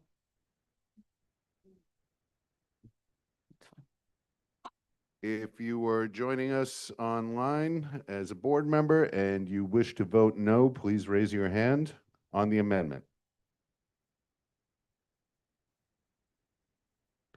Damaris Santiago, no. Pat Ruiz, no. Hector Gonzalez, no. Last call. okay. So the amendment has failed. The original motion from the committee is on the floor. It is to approve 170 33rd Street and disapprove 5501 Second Avenue and 273 44th Street. Is there discussion on the original motion? Karen? I clarify something? Yes, please clarify while Karen comes up to the microphone. Part of the other thing was a motion also called for the DOT and Zipcar to work to find spaces on some of those public sites. So just want to make sure that that's understood as part of the whole resolution. Thank you for the clarification, John. Karen? Yes, hello. I live on 33rd Street on that block where they're proposing to take those two parking spots. And so far as the new building is concerned, it's not like an amenity for the building because anyone on the block can use those spots. And I can tell you, since that building is opened, even though they have parking in the building, parking on the street has gone from bad to worse. It's atrocious. So in my opinion, if the people in that building or any other homes on the street want to ditch their cars and use a zip car, I'm all in. Thank you, Karen. Any further discussion on the motion? Just come up to use the microphone. Thank you. Hi, John. I couldn't make the meeting, but I also couldn't find any data on accidents. It doesn't look like New York City collects data on specifically accidents related to Zipcar and those companies, which I take caution about. And then there's also, I couldn't find any information on what they give back to communities that they're located in. They're not paying rent on these spaces, right? Like, oh, They are. yeah, could you? Pay $475 per spot per year to the city. Per spot per year. That's it. This came up in the committee. Per day. No, Per per year. spot Per spot per year. year, and this came up in the community because or in the committee. I would like that. I will say that I mentioned this, and I actually had a different perspective on this because I looked at the cost for residential permit parking in similar cities nearby, like Yonkers and Jersey City, where they charge $20 and $25 per spot. So I personally, I think the 475 is pretty good, and I raised that we should use this maybe as a idea for pushing residential permit parking, but that was not part of the resolution. So But the offset though, for me, is the upkeep of that spot. I've had a lot of issues even with the way that City Bike is not caring for their spots, the amount of refuse, the rats, we have raccoons. And so this might be old information, but my understanding is that there really is no organization of moving the zip cars during alternate side. They're kind of responsible for the upkeep of that spot on their own. So again, all of these things give me pause in terms of public health and how hard we've worked for our community to continue improving in terms of, I know we don't have the same TB rates we had 100 years ago, but there are reasons for alternate side parking. Thank you. Thank you. John, would you accept a friendly amendment to ask the DOT to consider incorporating traffic and accident data for car shares, as well as provide a plan for maintenance and cleaning of the parking spaces? Would those amendments be friendly accepted? let me think through this as I respond. So Tylisha raised a great point about how accountable they are in terms of this, because DOT and Zipcar both said that they are responsible for this and that they inform sanitation that these cars are not to be ticketed during alternate side because they are responsible for cleaning them. Now, I've seen these spots in other cities. I personally am a Zipcar member, and I did give up my car because of this. But in terms of the maintenance, the other cities I've seen it, was pretty good. But then again, I don't know how it would be here. So you're saying that they would have to provide a plan as part of it? I'm okay. I like that. And then what was the second part? Plan for cleaning and maintenance and statistics on traffic and accident data for car shares. Yeah, as far as I recall, they didn't provide any information on that, and I would love to see that. Yeah. Great, thank you. Girl, we'll do one more question. Probably not. Some of them have been hybrid. I've seen the ones in Red Hook, they're hybrid, but I don't know if they're fully electric. They actually have data on that in their thing, and yes, some of them are hybrid, but there's not electric because there's no, they include the gas, so it's not, yeah, some are hybrid, but because it's gas, not charging, yeah. Thanks. I want to add, being part of Sunset Park, that one thing we're not considering is that we're adding more issues to the problems that we're trying to resolve. I'll be honest with you. We have limitations when it comes to parking. I'll give you a perfect example. Just perfect example, where I live, we have a dealership that sells cars that are European cars. They have a lot inside. They have about 30 cars that they legally have inside this lot. And what they do is throughout the day, this is just one example of one block where they actually park these cars on our blocks, taking up space when they have their space. And then you can't park in front of their spaces because there's a no parking zone. That's one thing that we're not considering in the Sunset Park community because we have a lot of car shops, we have a lot of mechanics. We also have a lot of traffic. We're recognizing the fact that it's great that we have 6 schools here that were actually put into place at Sunset Park. But we're also not considering the traffic and the congestion that it's taking. I mean, me as a parent, I take 45 minutes to take my daughter to school. I live on 53rd, and she goes to IS88, which is 19th Street. Normally, that takes on average 15 minutes. And this is not counting on average people that need to actually drive, congestion. We have a lot of buildings that are being developed. We have city bikes, and a perfect example too. We have, if anybody has heard of little scooters of Rebel, I've seen Rebels, little scooters that are just planted inside spaces, in the blocks, and they're taking up parking spaces, and they're not even maintaining these vehicles correctly. We've had city bikes that are also being vandalized, and it's true, I concur. They're not being maintained well from the city as well as they're supposed to. So we need to really consider, and I wish I would have been part of this meeting. I'm sorry I couldn't make it, but I honestly, I don't know where I stand in this, but I actually contest any of it being a Sunset Parker because we are very limited right now with any space that we have with so many things happening in Sunset Park. So thank you. Thank you. So I'm gonna want to move this to a vote. We're gonna do a roll call. Yes is in favor of the committee's recommendation to disapprove 5501 Second Avenue and 273 44th Street and approve 170 33rd Street. A no is not in favor of the committee's recommendation. As well as the recommended suggestions from the committee to look at alternative locations, request data on traffic and accidents with car shares, and a plan for maintenance and upkeep.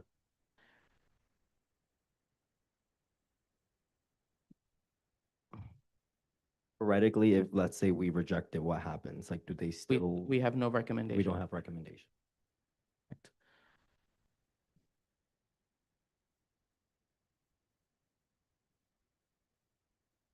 Yes. The committee made, I'll repeat, the committee made strong recommendations to look for spots in public land. That would also be part of the resolution, part of the vote. So Jeremy, please call the roll. Thank you. Before I call the roll for the vote, I was asked by one board member to explain why I repeat the name and share your vote. It's because the people on Zoom cannot hear you, so I repeat your vote so they know how you voted. So let's start with Diana Aguilar. Diana Aguilar, yes. Grisel Amador. Grisel Amador, yes. Damian Andrade. Damian Andrade, no. Jalea Bailey. Joan Body. Joan Body, yes. Gladys Bruno. Gladys Bruno, no. Justin Campos. Justin Campos, yes. Jerry Chan. Jerry Chan, yes. Esteban Chavez. Esteban Chavez, yes. Richard Codor. Richard Codor, yes. Carrie Conti. Yes. Carrie Conti, yes. Maria Cruz. Maria Cruz, yes. Danny DeBear. Danny DeBear, yes. John DeLuper. John DeLuper, yes. Gabino Morales Escamilla. Cynthia Felix. Yes. Cynthia Felix, yes. Matthew Florkowitz. Matthew Florkowitz, yes. Jamie Freed. Jamie Freed, yes. Kin Fung. Xiomara Garcia. Xiomara Garcia, no. Diana Gonzalez. Diana Gonzalez, yes. Hector Gonzalez. No. Gonzalez, no. Tylisha Gonzalez. Tylisha Gonzalez, no. Nicole Huang. Nicholas Jackson. Nicholas Jackson, yes. Dan Kaminsky. Jeremy Kaplan. Jeremy Kaplan, no. Aaron Keith. Aaron Keith, yes. Wyco. Wyco, yes. Paul Mack. Antoinette Martinez.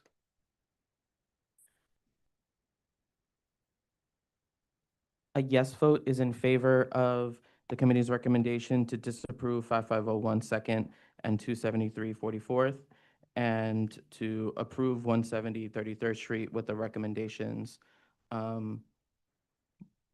on public, finding alternative locations and public parking spots, a plan and mitigation for trash and accident and traffic data for car shares. Antoinette Martinez, yes. Jonathan Martinez? Jonathan Martinez, yes. Rosie Moda?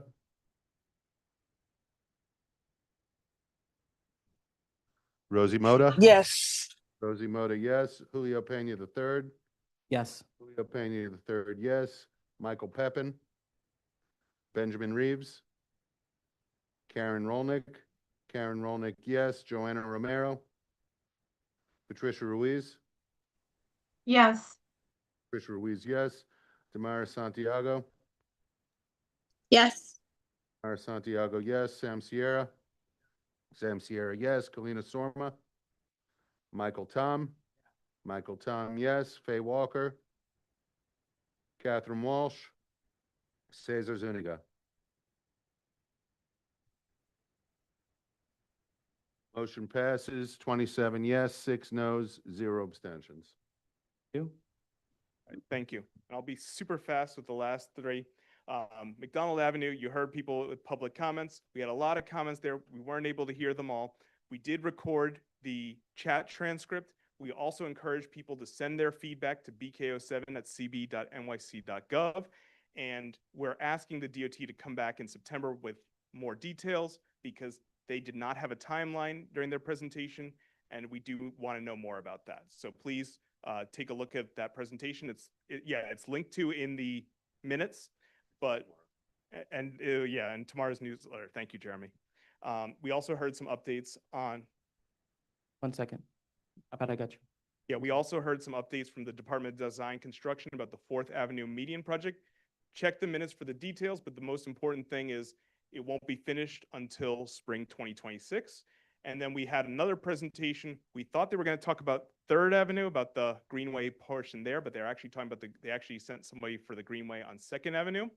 So a little bit of a mix up. They will be sending somebody to talk about the 3rd Avenue portion at our meeting on the 25th. However, the 2nd Avenue had one important note that came out of it is that as part of this reconstruction, they're removing the trolley tracks on 2nd Avenue, but they also said they're going to be putting them back in with brand new trolley tracks, which really confused us because there is no trolley on 2nd Avenue these days. So DDC said they're going to investigate and get back to us and find out whether that's accurate or whether there's more to that we're not aware of. But that was something that the committee really was shocking. So any Thank questions you. or Diana Gonzalez?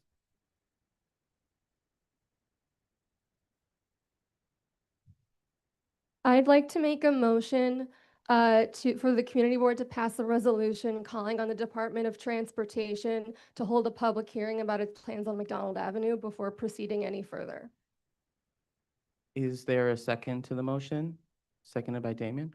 So the motion is to ask DOT to conduct a public hearing on their plans for McDonald Avenue before proceeding further. Is there any discussion? Jerry?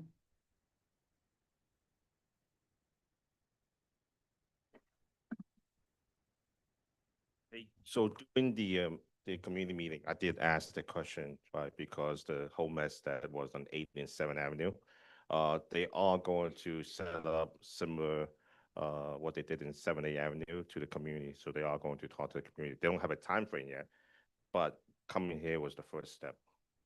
Just one, FYI. Thank you. Is there any objection to asking DOT to conduct a public hearing before proceeding further on a McDonald Avenue bike lane? Seeing or hearing none, so adopted. Thank you. Thank you all. Thank you, John. Moving on to our second committee report, Cynthia Felix. Hi, everyone. I'll be very quick. We have 2 items to vote on, so I will go with them first. The first, we heard about an adult retail dispensary application for 695 5th Avenue, which is on the corner of 21st Street. It was submitted by the owner, the applicant Patrick Dorsica. He appeared before the board and he presented his plan. He currently is the founder and executive director of Teaching Us Fitness and Financial Literacy, which is a youth fitness and financial coaching not-for-profit for children and young adults. We had the opportunity to ask questions. We had no concerns regarding the establishment. We just wanted to be an adult-centered culture. And the board moved to move his application to OCM. So just reminding, and for new board members, Community Board 7 cannot deny or approve any applications for both liquor licenses or legal marijuana dispensaries. All we could do is advise that the applicant move on to the next step. In this case, the full committee, we had quorum. It was unanimously voted to move this applicant on to the next step. As it was voted in committee, I do not need a second. Thank you. Any discussion on the approval of the dispensary at 695 Fifth Fifth Avenue? Avenue, yep. Is there any objection to approving the cannabis dispensary at 695 Fifth Avenue? Sorry, board members only. Any objection? Thank you, Joan. Thank you, Joan. Seeing or hearing none, so adopted. Okay, the next one was a liquor authority application for 480 60th Street. It is going to be called Michelanda Botanera Corp. And the owner, Isleri, has many businesses, including on 42nd Street and Fifth Avenue. She appeared before the board. It will be family operated and owned. It is a very small establishment, about 400 square feet, 7 seats available. And what she's going to do is sell typical Mexican beer, sandwiches, 8 a.m. to 8 p.m., with the liquor being served in the afternoon. Very small location. She gives a lot back to the community. When there was a fire on Fifth Avenue, actually her business donated to those that were affected by the fire. Again, the committee moved to forward her application to the SLA for approval. As if we had full quorum, we do not need a second. So any discussion? Any discussion on approval of the dispensary at 480 liquor license Liquor license. at 480 60th Street? We may need some of both. Girl. Is there any objection to approving the liquor license at 480 60th Street? Seeing or hearing none, so adopted. Thank you. Yeah, it's getting a little it's this punchy. heat. Okay, the next two items we discussed, the first item we discussed, we met Captain Yazin from the 72nd Precinct was here. We asked him about the quality of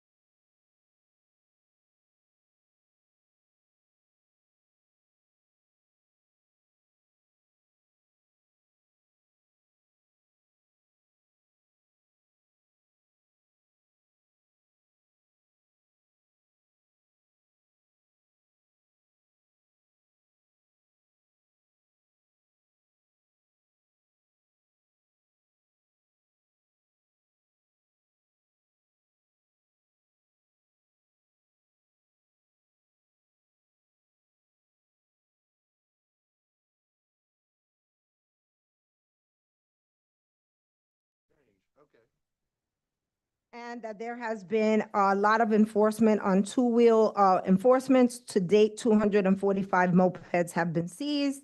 Parking summonses have increased by 65% and double parking by 211%. They will continue their enforcements. In addition to that, we had DSNY and NYPD sharing concerns to address concerns from the community regarding from both residents and business owners in regard to vendors on 5th and 8th Avenue. Complaints include vendor trucks parked all day and night on Fifth Avenue and Eighth Avenue, and particularly on metered spots and adjacent side streets, open use of fire and propane, garbage that is left behind, bags of garbage just left on corners, the use of tents, tables, and chairs that obstruct the sidewalk.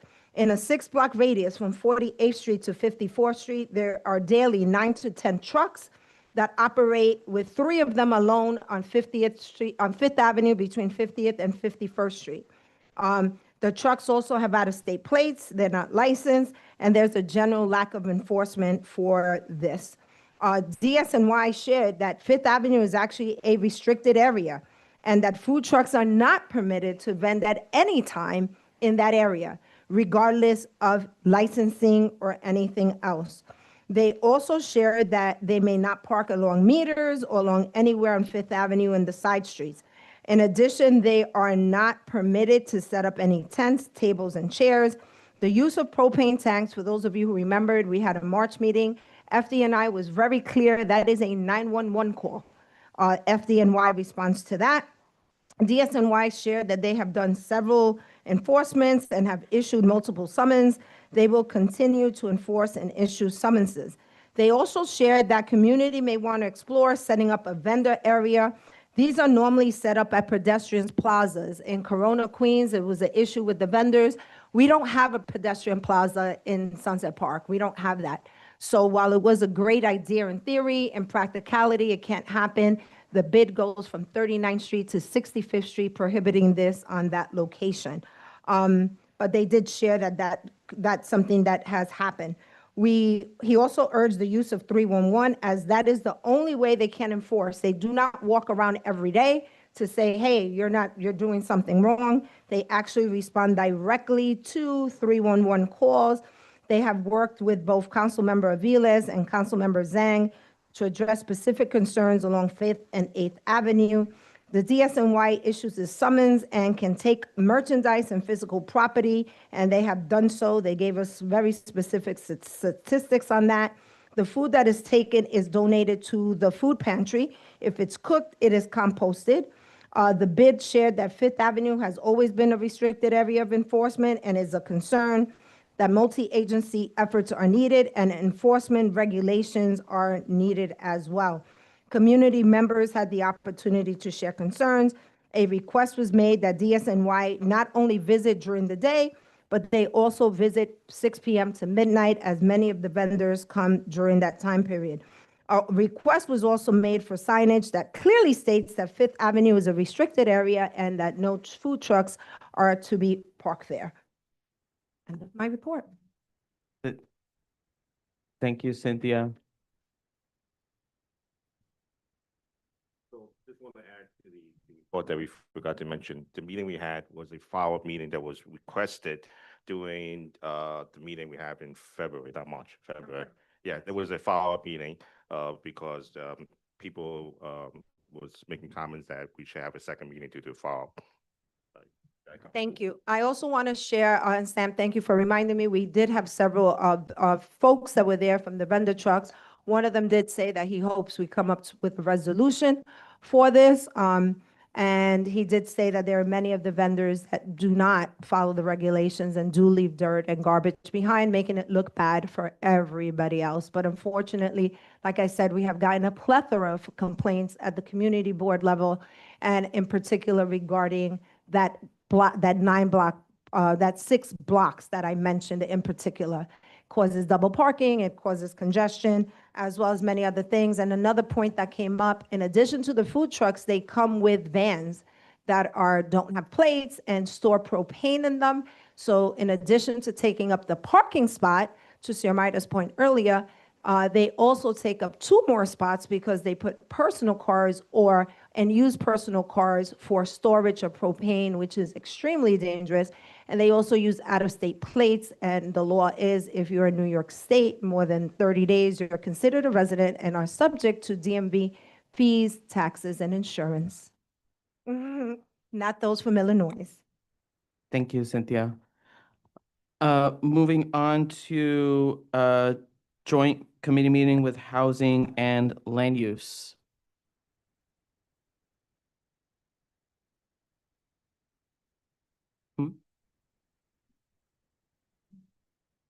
Hi, everyone.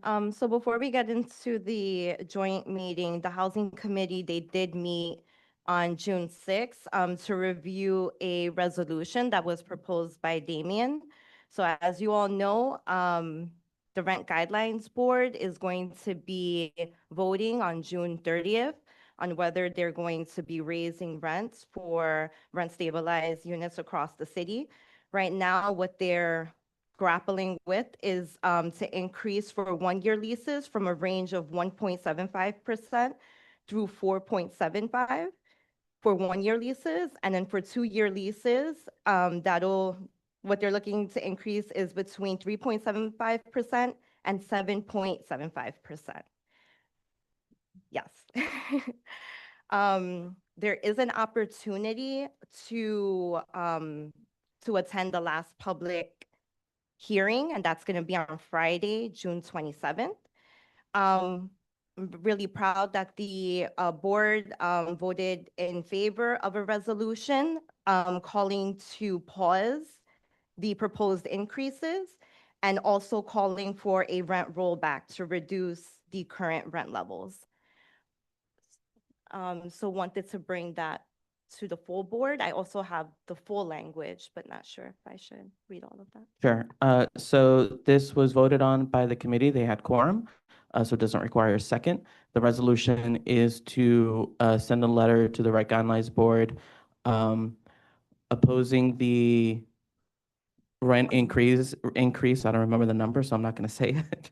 And calling for a rent rollback to the Rent Guidelines Board before their June 27th meeting. Is there discussion on the motion? Karen? Sorry.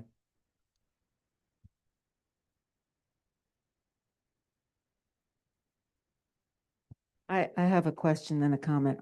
The language said a pause, and what is a pause, like for how long, and what would happen when the pause was lifted? So this is something that is voted upon yearly. So the Rent Guidelines Board, they'll meet again next year. So calling for a pause for this year's proposal. For 1 year. Okay, you know, the national inflation rate was 2.9%, and in New York City, it was 3.47%. But to me, as a homeowner, the most important thing that has gone up that we need to understand is that the real estate insurance has gone up in New York City 24%. And while, you know, I agree that it should be less than they are suggesting, just zero or a rollback just doesn't seem fair.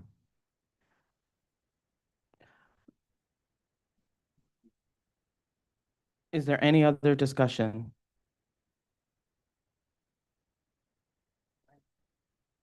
Do you have a question, Damien? Go for it. Hey y'all, so I am Damien. I'm the one who proposed the resolution. I just wanted to make it specifically clear that since Mayor Adams took office, rents has gone up by 14%. 14%. And okay, inflation is up. Yes, we all see inflation is up, but you know what's not up? Wages. Wages is not up. You know what's also going away too? Our residents in Sunset Park. I had family and friends who had to leave Sunset Park throughout the years due to the fact that the rents are going up. We even have community board members, a couple years ago had to resign from our board because they had to leave our district because they cannot afford the rent. We cannot allow our government to keep on increasing the rent while our working class neighborhoods like Sunset Park, Windsor Terrace, and the working people who live here cannot afford the rent. And I don't think it's fair that we have to cater to the big landlords, that they're the ones who are taking advantage of our working class immigrant tenants.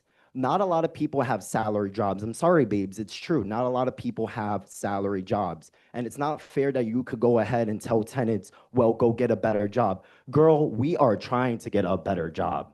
Getting a job in this job market, y'all, let's pull up the apps. We cannot get a job these days, even regardless with you getting a bachelor's degree, a master's degree. People are working 2 to 3 jobs just to afford the rent. Myself, I live in a rent stabilized building right here on 45th Street and 3rd. My whole family has been here since the 80s.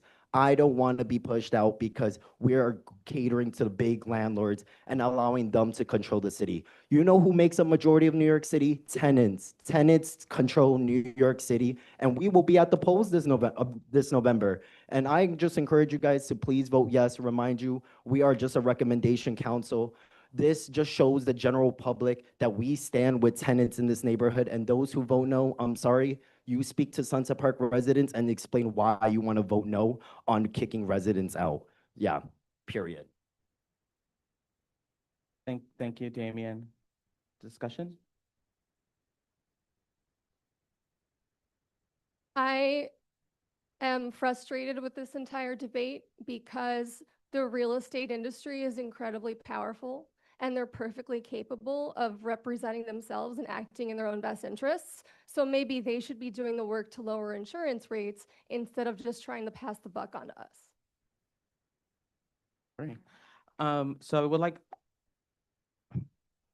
please make it brief, Jeremy. Yeah, I'll make it brief. As a rent stabilized tenant, as someone who is fighting my corporate landlord right now, who does not need a raise on their rent, I think we have to look at the numbers and see that a lot of these rent stabilized buildings in Sunset Park have been bought up by corporations who have no desire to fix these buildings. My landlord has not done anything for the building and owns several buildings in Sunset Park.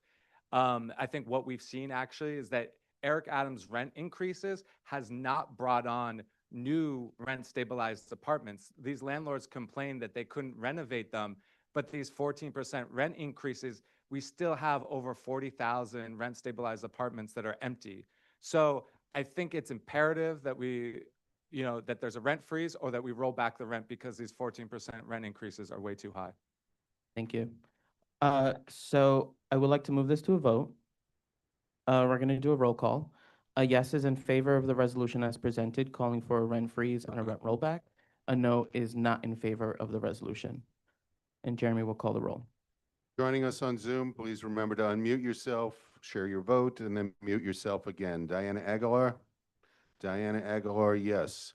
Grisel Amador? Damian Andrade? Damian Andrade, yes. Julia Bailey? Joan Body? Joan Body, no. Gladys Bruno? Gladys Bruno, yes. Justin Campos? Justin Campos, yes. Jerry Chan? Jerry Chan votes present. Esteban Chavez? Esteban Chavez, yes. Richard Codor? Richard Codor, yes. Carrie Conti? Yes.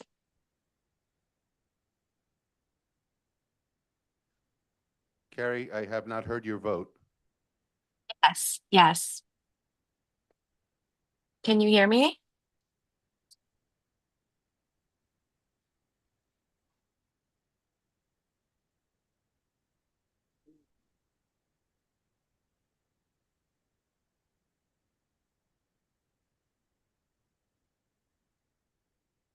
I'm sorry, Carrie, once again? Yes. Carrie Conti? Yes. Can you hear me?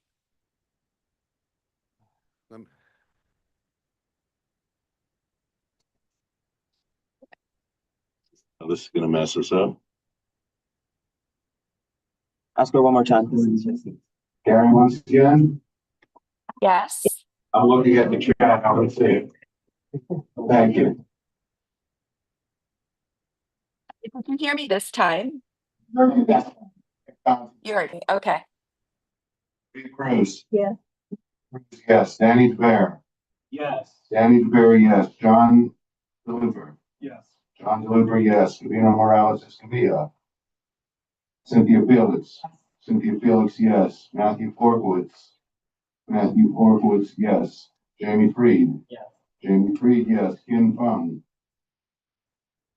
Xiomara Garcia. Yes. Xiomara Garcia, yes. Diana Gonzalez. Yes. Diana Gonzalez, yes. Hector Gonzalez. No. Hector Gonzalez, no. Alicia Gonzalez. Good night, Mama. Alicia Gonzalez, yes. Nicole Klein, Nicholas Jackson.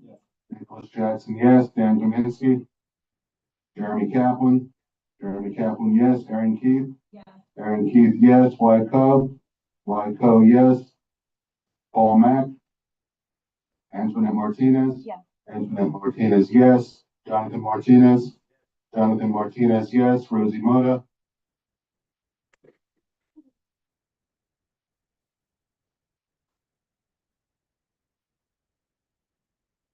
Rosie Moda. Yes. Rosie Moda, yes. Julio Pena the third. Yes. Julio Pena the third, yes. Michael Peppin. Benjamin Reeves. Karen Rolnick. Karen Rolnick, no. Joanna Romero. Patricia Ruiz. Yes.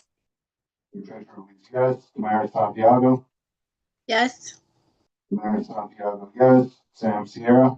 Yes. Sam Sierra, yes. Alina Sorma. Michael Tom. Michael Tom, no. Faye Walker. Catherine Walsh. Cesar Zuniga.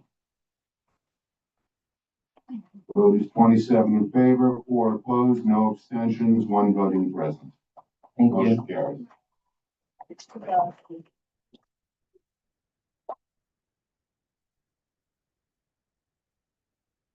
So we also, so the main reason why we met on, well, not that was the main reason, but thank you all voting in favor of the resolution. Also on June 6th, there was a joint housing and land use committee meeting. It was a really great meeting, very well attended. A lot of great questions were raised. Close to the mic, I'm sorry. The people are saying it's muffled. So, so we had met, the meeting was, to review a proposal from Watermark Capital, the developer, who's looking to rezone the St. Rockwell site from manufacturing to residential to build 3 residential buildings.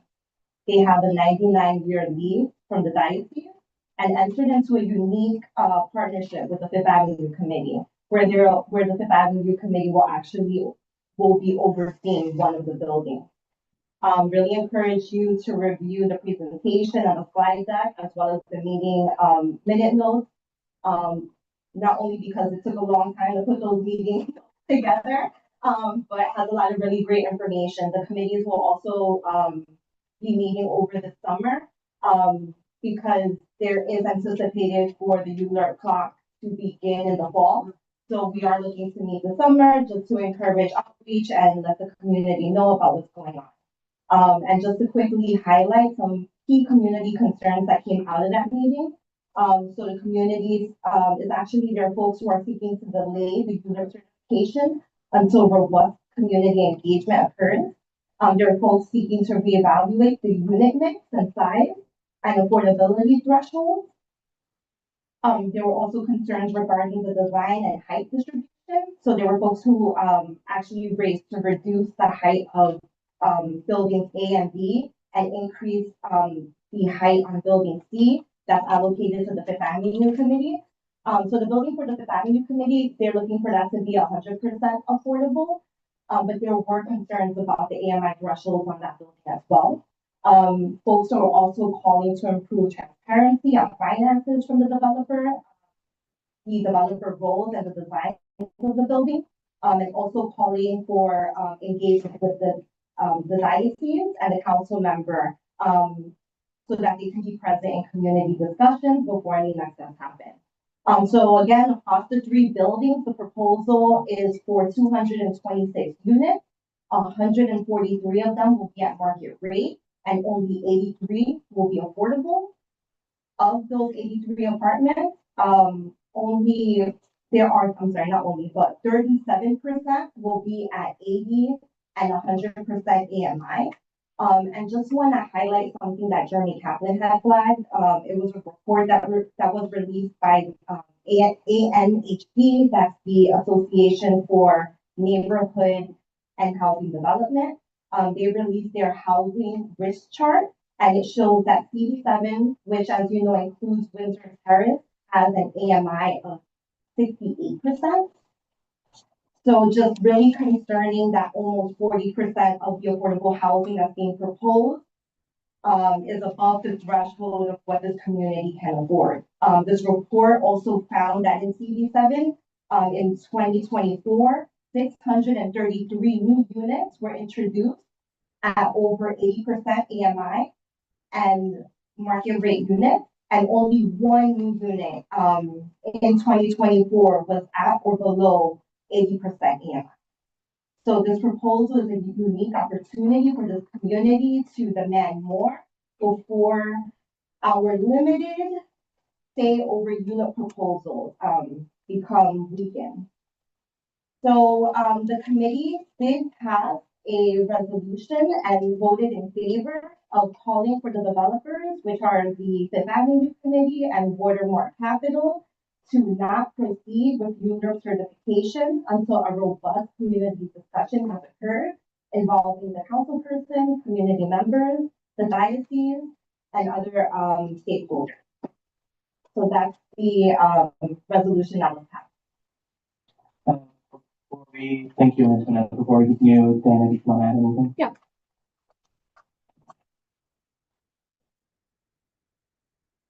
I want to start with providing just a little bit of background and context.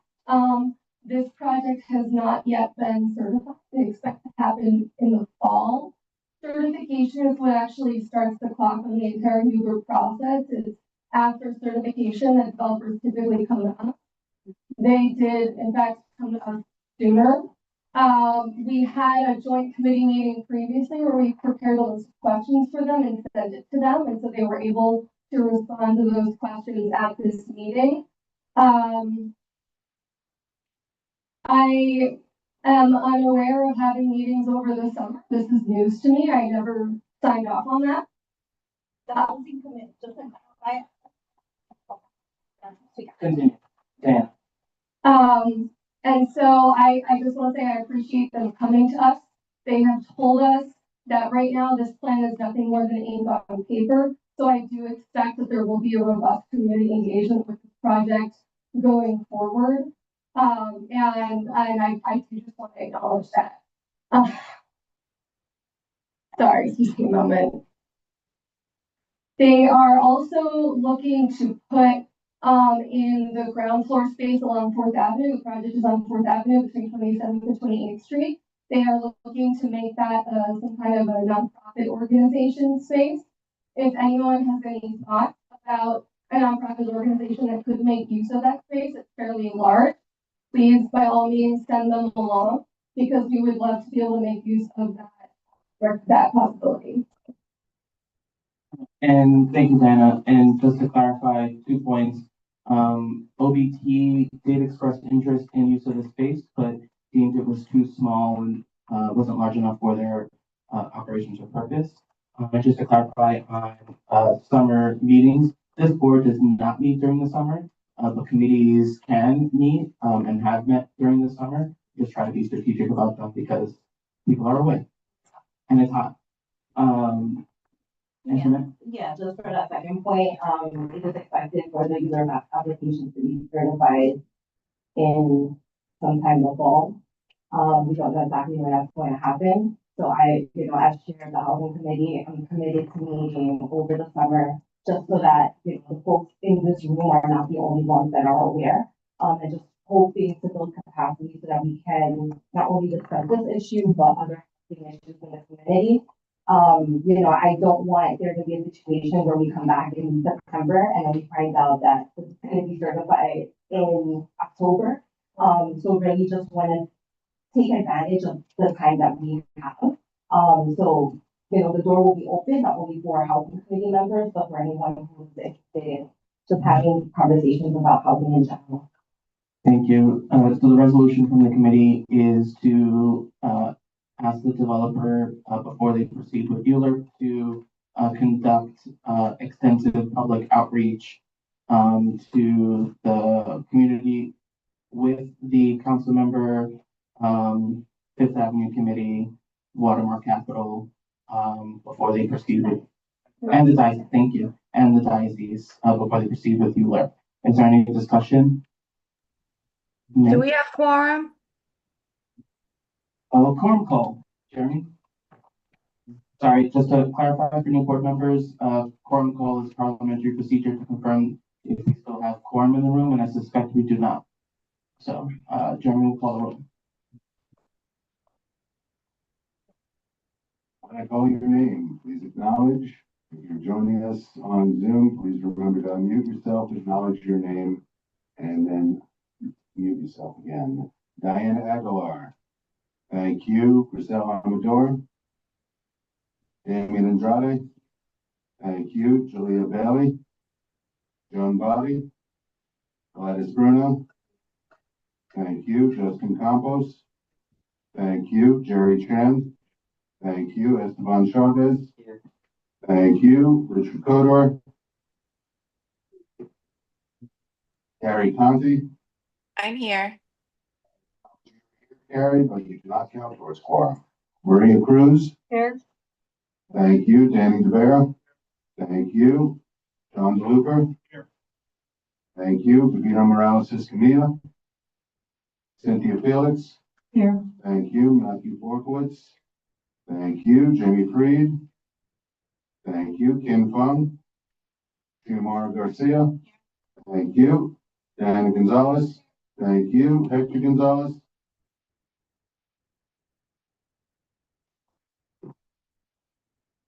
Alicia Gonzalez. Thank you. Nicole Wong. Nicholas Jackson. Thank you. Dan Kaminsky. Jeremy Kaplan. Thank you. Aaron Keith. Thank you. White Co. Thank you. Paul Mack. Antoinette Martinez. Thank you. Jonathan Martinez. Yeah. Thank you. Rosie Mota. Here. Thank you, Rosie. You do not count towards quorum. Julio Pena III. Present. Thank you. Michael Pepin. Benjamin Reeves. Karen Rolnick. Yeah. Thank you. Joanna Romero. Patricia Ruiz. Here. Thank you. Pat, you do not count towards quorum. Damaris Santiago. Here. Thank you. Damaris, you do not count towards quorum. Sam Sierra. Thank you. Kalina Thorma. Michael Tom. Here. Thank you. Faye Walker. Catherine Walsh. Cesar Zuniga.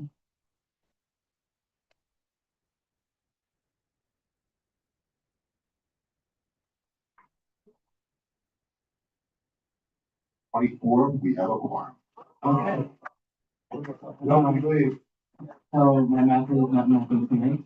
The motion is to, forgive me, it's hot now, I'm tired. The motion is to, ask the developer to not proceed with ULURP until they have, conducted extensive community outreach, with the council member's office, Fifth Avenue Committee, Watermark Capital, and the diocese, before proceeding with ULURP. I would like to pass this with unanimous consent. Is there any objection? So we will do a roll call vote. You all must be sick of my voice by now. You know the instructions. 1 second, Jeremy. Come up next. I'll be quick. I voted against this in the committee, just for the reason that I think ULURP is designed for a public discussion already. It's a long process. And so for every month or 2 months that we as a board delay the process is a delay on the building of new housing, and especially the building of new affordable housing in our community. So I would encourage you to vote no. Thank you, Nick. I am someone who's been on this. One second. Can I just, I would prefer for not responding, where this is just discussion. But because I do also want to vote on the. Jeremy, please call the roll. Not going to repeat the instructions. Let's start with Diana Aguilar. Diana Aguilar, yes. Grisel Amador. Damien Andrade. Given that this is unaffordable, yes. Damien Andrade, yes. Julia Bailey. John Body. Gladys Bruno. Ms. Bruno, yes. Justin Campos. No. Justin Campos, no. Jerry Chan. Jerry Chan, yes. Esteban Chavez. No. Esteban Chavez, no. Rich Kodor. Gary Conti. No. Gary Conti, no. Maria Cruz. Yes. Maria Cruz, yes. Danny DeBear. No. Danny DeBear, no. John DeLuper. John DeLuper, no. Gabino Morales Escamilla. Cynthia Felix. Yes. Cynthia Felix, yes. Matthew Borkowitz. Matthew Borkowitz, no. Jamie Freed. No. Jamie Freed, no. Ken Fung. Xiomara Garcia. No. Xiomara Garcia, no. Diana Gonzalez. Yes. Gonzalez, yes. Hector Gonzalez. Alicia Gonzalez. Yes. Alicia Gonzalez, yes. Nicole Huang. Nicholas Jackson. No. Nicholas Jackson, no. Dan Kaminsky. Jeremy Kaplan. Yes. Jeremy Kaplan, yes. Aaron Keith. Yes. Aaron Keith, yes. White Coe. White Coe, yes. Paul Mack. Antoinette Martinez. Yes. Antoinette Martinez, yes. Jonathan Martinez. Yes. Jonathan Martinez, yes. Rosie Mota.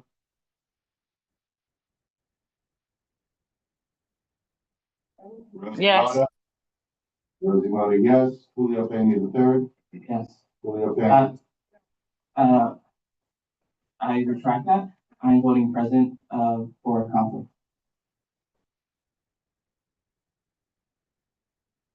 Julio Pena the third present for conflict. So that does not count against the majority. Michael Pepin. Benjamin Reeves. Karen Rolnick. Karen Rolnick, no. Joanna Romero. Patricia Ruiz. Yes. Patricia Ruiz, yes. Tamara Santiago. Yes. Tamara Santiago, yes. Sam Sierra. Sam Sierra, yes. Kalina Sarma. Michael Tom. Michael Tom, yes. Faye Walker. Catherine Walsh. Cesar Zuniga. 17 in favor, 10 noes, no abstentions, 1 present for cause. Motion carries. Thank you, Antoinette and Dana. Moving on to Parks and Environment Committee. We're almost done, folks. Dana wants to add, anything to her, report. I do. Please do. Hi, everyone. In our last meeting, we just had a really informative presentation from the Department of Environmental Protection on Flooding 101. I highly encourage everyone to just watch it, and if you have any questions, just let me know, and I'll try to coordinate an answer. Since the topic of sanitation has been brought up a lot this evening, I wanted to plug a community community cleanup group that Dixon and I started.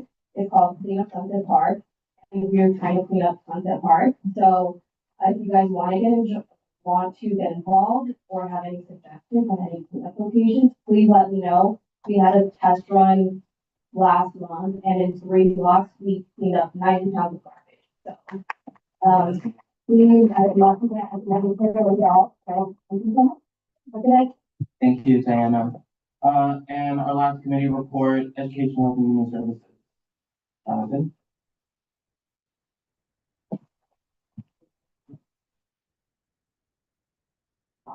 So I will report on the 410 40th Street, the Brooklyn Rise Charter School.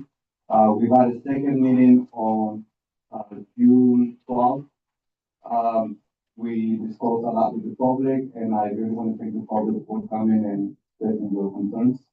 I just want to clarify and make some points, because I believe that if you want to make a decision on this, you do have your own decision to vote. And this also for both. First of all, the student enrollment and demographics, I would like to go through them so everyone's aware of that. Well, they give preference to English language learners, students eligible for free education lunch, students residing in District 15, and siblings of current students. The demographics are 70% Hispanic, 20% Black, 7% Asian, 2% white, and 1% multiracial. 20% receive special education, 40% are multilingual learners, and 90% qualify for free or reduced lunch.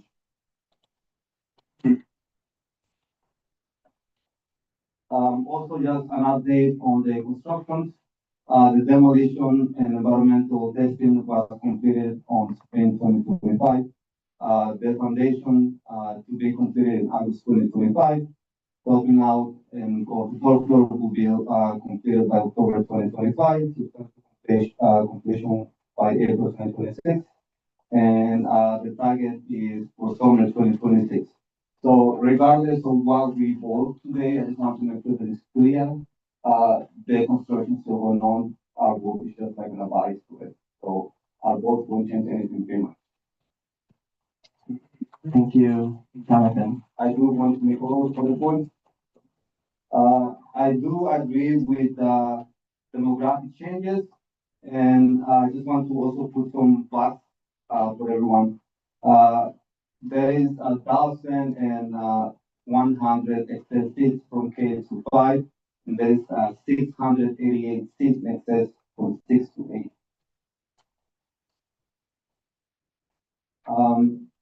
But also, I want to make sure that you know this information.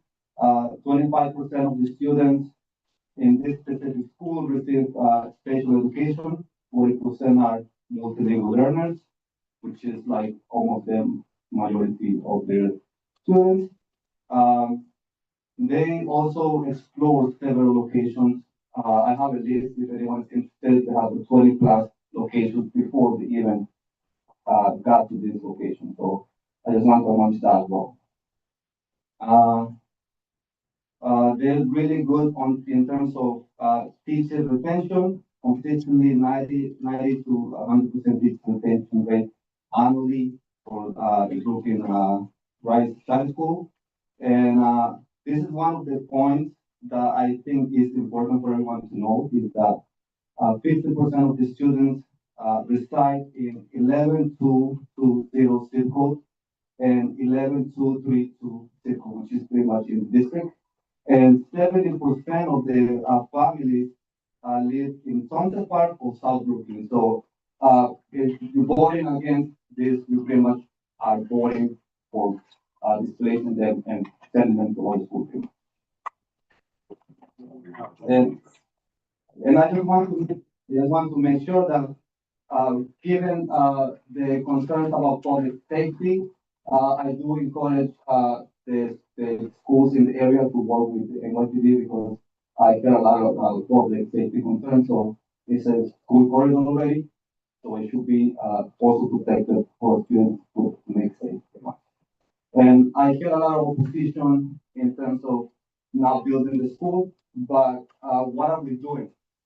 Like what the principals, the schools that are voting this are doing to make sure that the people living in the district are attending those schools because we don't have an excess of seats.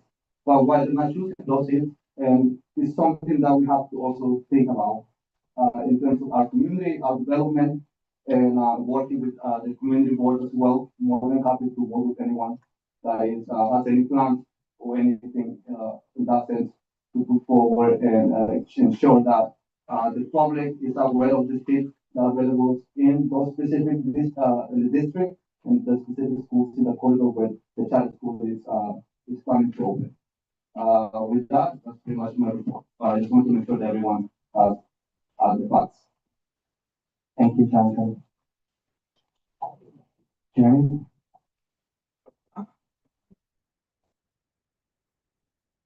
So at the meeting a week ago, we had at least 25 families. We had the principals of multiple schools come to speak out against this. And I think it's incredibly important to listen to the community on this. And I think there's a number of important things. So actually, members of the community wrote this resolution and I'm supporting it. And so I'm going to pass out this resolution opposing it and actually asking people to look over this resolution. And I think what's very important about it, one of the things is that the charter school is using this. Barone Management is a charter developer who is developing this property that will make over $2 million, which is $2 million we vitally need for our schools. So right now, CFL is dealing with a funding issue, and those $2 million could be funding after school. My child might not have after school next year because of federal funding cuts. So I think it's incredibly important. And one of the things that Jonathan is not considering is that Barone Management, unfortunately, builds charters throughout lower income neighborhoods. And they've done this in Jamaica, they've done it in other neighborhoods. This might not be the last charter that they build. So I think it's incredibly important that we consider that we stand up and speak out. District 20 has spoken out against this and stopped this. It is not a done deal. And there's a possibility that this 4-story building could be used for other uses. It's actually designated for a fresh zone, so there could be a supermarket, there could be community space. The developer is using this right now because it's quick and easy money. They're actually leasing it for $7.5 million, but they'll get more than $2 million a year. So the developer will make their money back like that. And developers love that if they can come in once, they will keep coming into our neighborhood. So it's really not about Brooklyn Rise as a school. I think one of the issues too is also, if we want to talk about what they serve, they do not have 12 one-to-one, which is special needs. We have special need classes in a brand new school. No, they don't. And then also on top of it, I think what's unfortunate is that the principal actually taught at PS24, was a consultant there, as not actually certified, and didn't get certified, and then became a principal of the school. I don't think that at the end of the day that we need to be, continually rewarding, especially a charter developer like this, and inviting more charters into our community. And so I think it's incredibly important to listen to not only parents, but also these principals of new schools. The fact that these schools actually have under enrollment is partially because of the fact that, we're seeing more charters trying to come in. We have Prospect Charter just moved in. It's not the fault of the schools. They don't have the advertising to approach. And the fact that only 50% of them are already being bussed in. I think it's very clear that not only, and this letter of the resolution reaches out to the issues as well with the environmental stuff. We actually saw that there was supposed to be an environmental review period for 45 days. There was supposed to be a public hearing. Did anyone hear about a public hearing for that? There was no public hearing. So I think we need to go back and say it because this is a brownfield. It's brownfield certified in this program. There should be a public review and a public hearing. And we should know more about what was done because this is a site that will involve children. And so we need to know, there needs to be way more public information and public input on this. And I think it's very important that we take a stand. And so this resolution was coming from parents saying that we should push for our elected officials to be against this, that Alexa, Marcella, and other elected officials are very pro-public school and supporting our public schools, and they should take a stand against this. And it's not to say that this is just a done deal and we shouldn't say anything or do anything, because I think it's very important that we speak out now, because otherwise we're inviting a charter developer into our community that will look for more opportunities. And I think that's the overall picture that we really need to think about.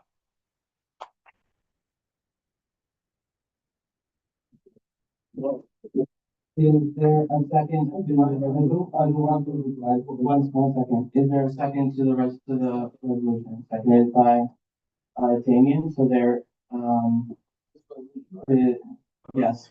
So the resolution that you're holding in your hand. And just to clarify, it's 3 pages. Some of you got the one which was double-sided to say there.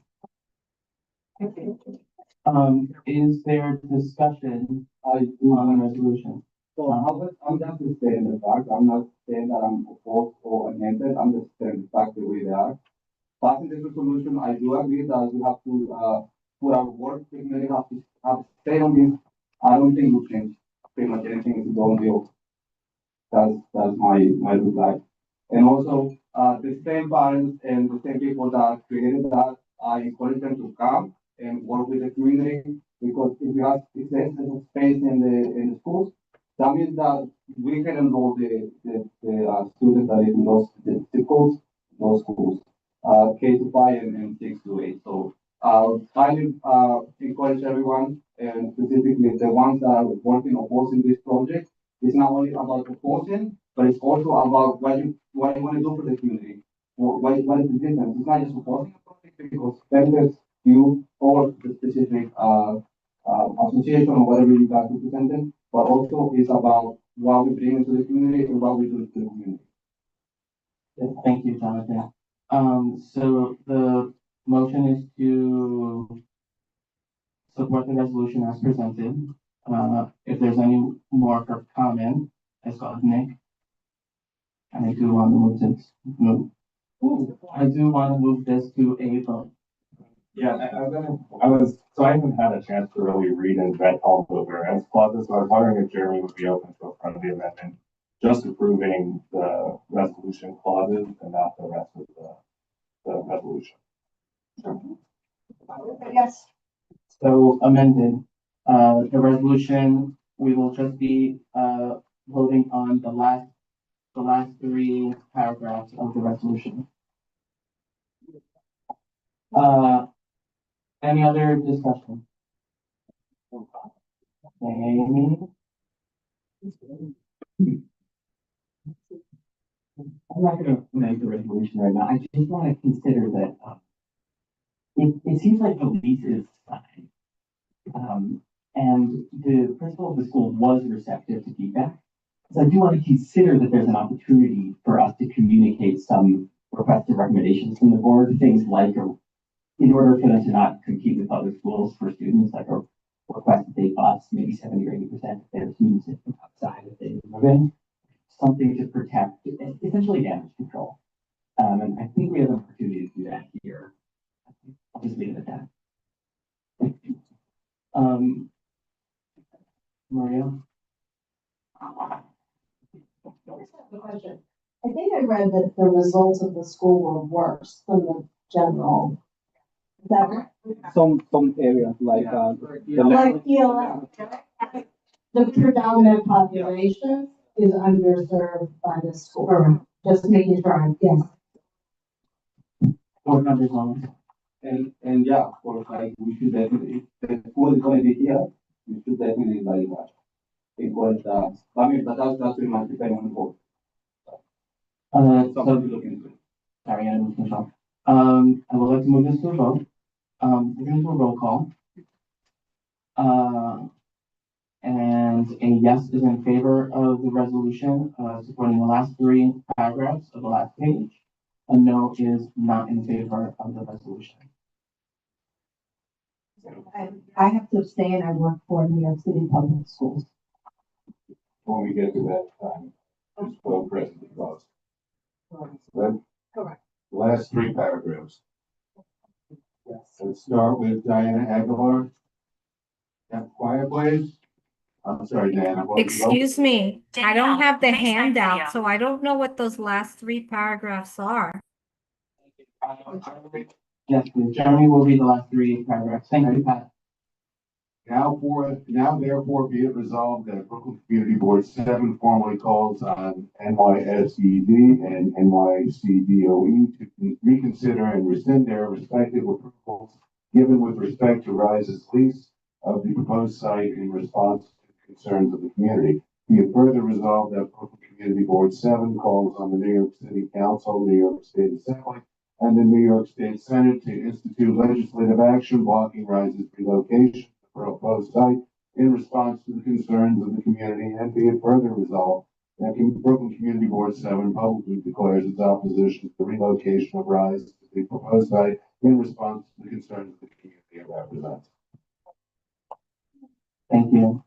A yes is in favor of the resolution. A no is not in favor of the resolution.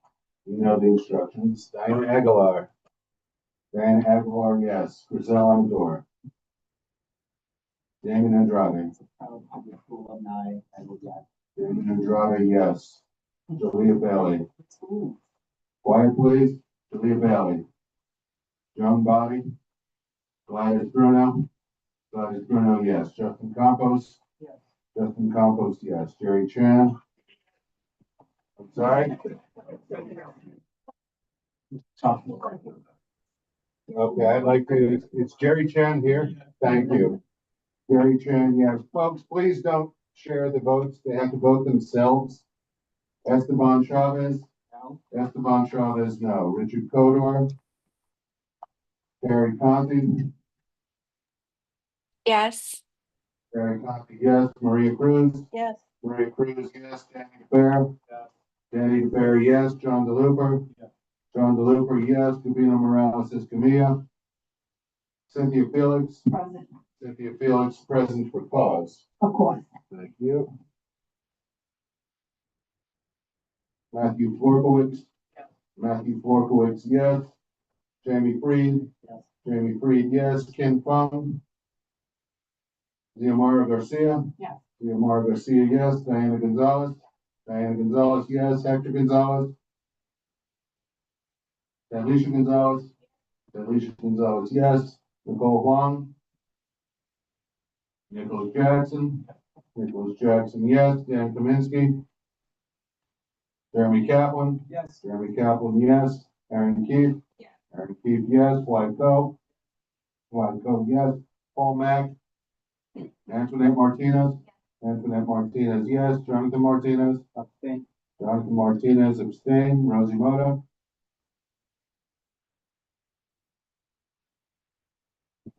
Yes.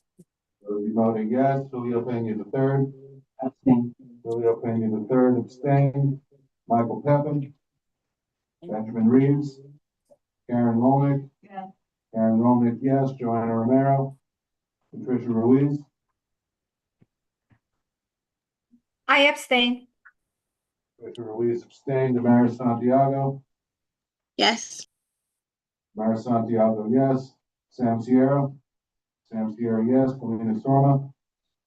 Michael Tom. Yes. Michael Tom, yes. Faye Walker. Catherine Walsh. Trace Zuniga.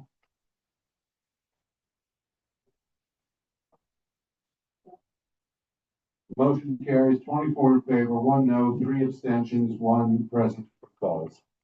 Thank you.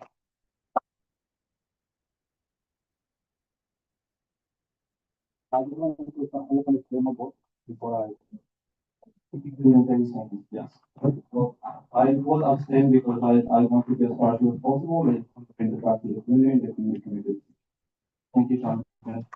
And also thank you for listening to the community and holding a second meeting. Moving on to the chair's report, which I'm going to table. Have a great summer and make sure you go vote next Tuesday. We're not finished yet, Jill. There's stuff on the agenda, guys. I'm so excited. Moving on to the chair's, the district manager's report.